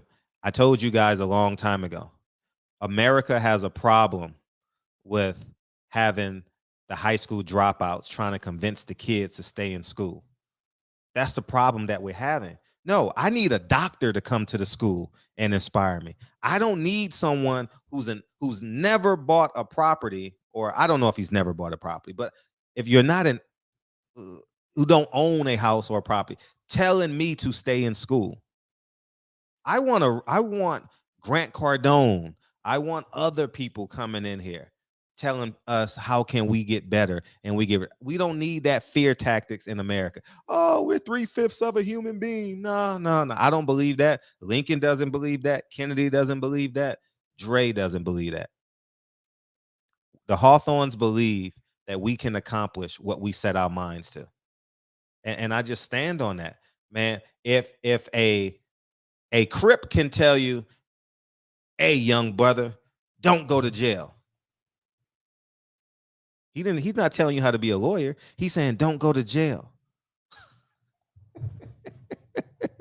I can say, this is how you save $12,000. This is how I save $12,000. Here, take it. I'm not charging y'all $9.99 on my Patreon. I am an absolutist, period. What are the results? If you don't have the results, shut the fuck up. It's simple that if a man has the results versus a man that doesn't have the results, the man that doesn't have the results should shut the fuck up. When my business partner teaches me about how to get tenants in Section 8, okay, you only got to tell me one time. I got it. I go to an eviction lawyer. This is what I got to do. This is what I got to say on my eviction letter. Done deal.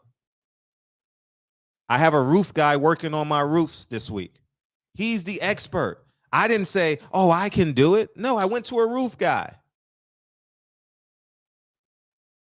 I didn't ask L how to drive a truck. I asked him how to throw a jab. Teach me how to throw a jab. You don't come in here and say, I'm the expert on tax laws and property. You don't own fucking property. And that's the problem we have in America. We got the high school dropouts teaching kids not to go to jail. If you're an expert on driving trucks, bring your ass in here and teach another 19-year-old how to drive a truck. If you a boxing trainer, teach a motherfucker how to throw a jab. If you a lawyer, teach a motherfucker how to get through law school.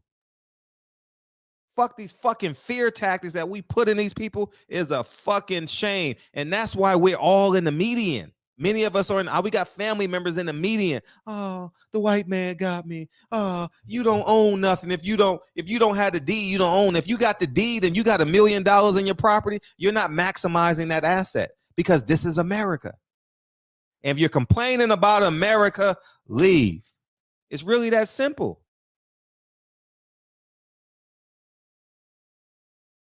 It's that I didn't go to Champion Heart. Hey, I can cook salmon better than you. I didn't say, hey, champ, I can do smoothies better. I said, no, how about we cross promote and I promote your platform? I didn't say, hey, champ, I bet I can make smoothies better than you. That's the problem that we have. He challenging me. Listen. I Googled the 1%. I exceed. Dre is in a 1% by herself, according to salary. So I just, if be an expert, be an asset, whatever your assets is, lend it. Kaba Kameni, you know why I give people stocks? Because Kaba Kameni came in here. Remember that night we just ended the show? I felt there was no need to even extend the show. He said in this show, and I took the heart, give your greatest asset to your tribe for free. That's why once a month I give people stocks. Boyce Watkins is charging you $10. Jay Morrison is charging you $10. I'm giving it to you for free. I did the research for you. It's simple. I don't come in here saying I am a boxing expert. I can throw a jab better than you. I didn't say I can drive a truck better than you.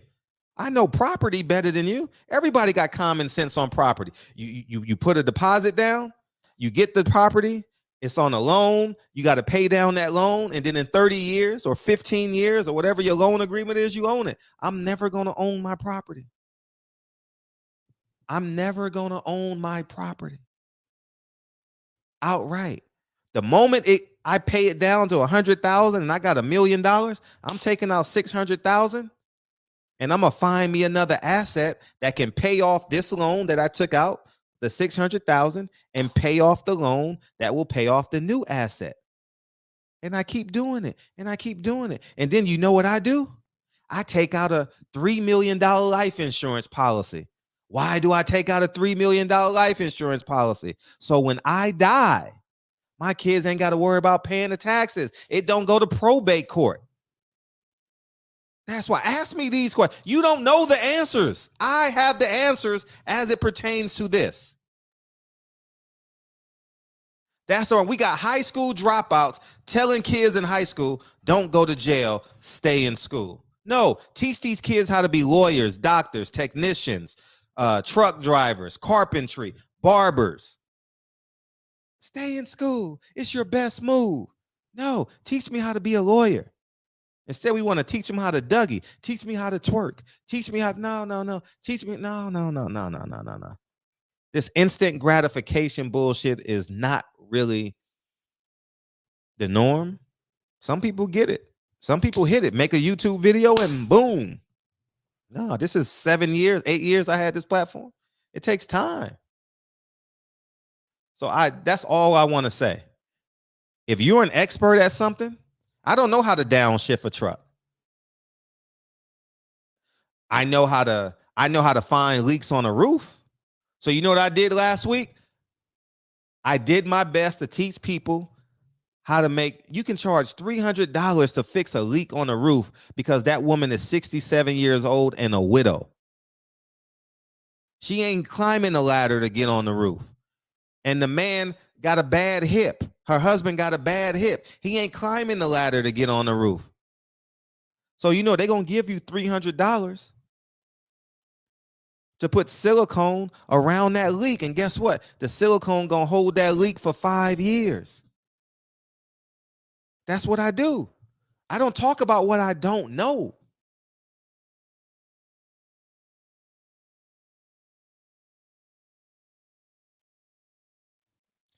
So I said all that to say, if you don't have statistical data, then what's the point?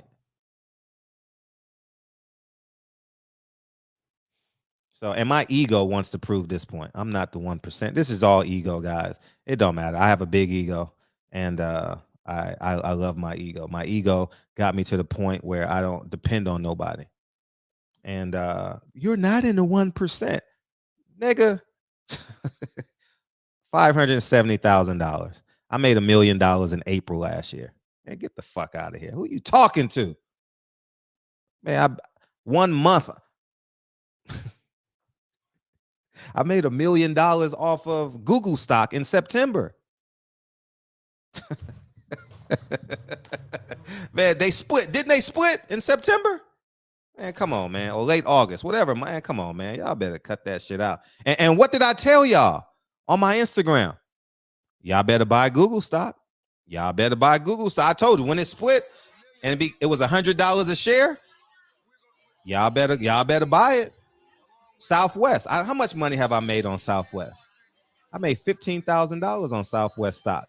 But you know what? I'm bragging about it. But what did I do? When I realized that it's a chance for all of us to make money on it? I think it's at 37.05. I think it closed at 37.05 today. Let's see if I'm right. My ego is so big that I believe that I can be an asset to you.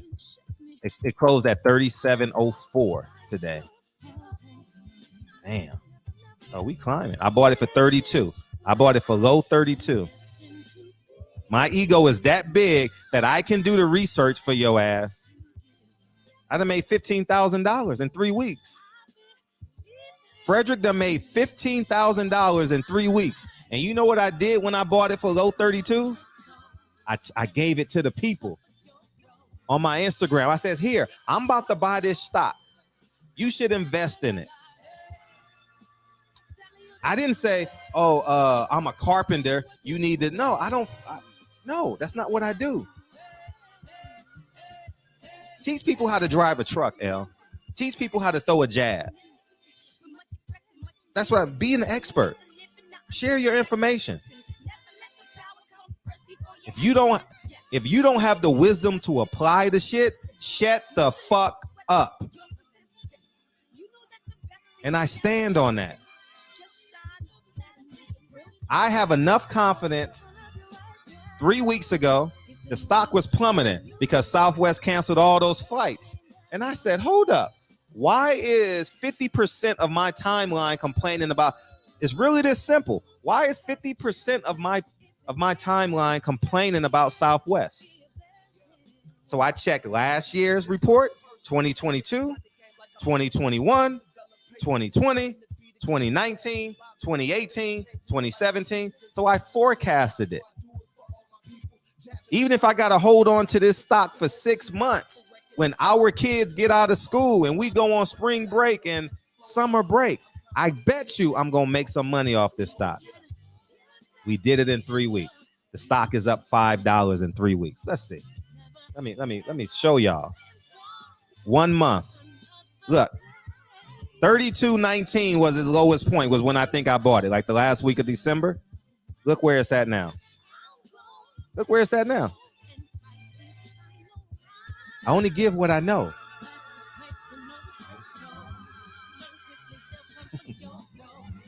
Appreciate y'all, man.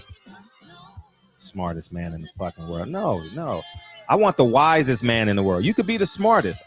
Be the wisest when you come on this fucking show. If not, shut the fuck up. I'm gone, man. Appreciate y'all. Holla.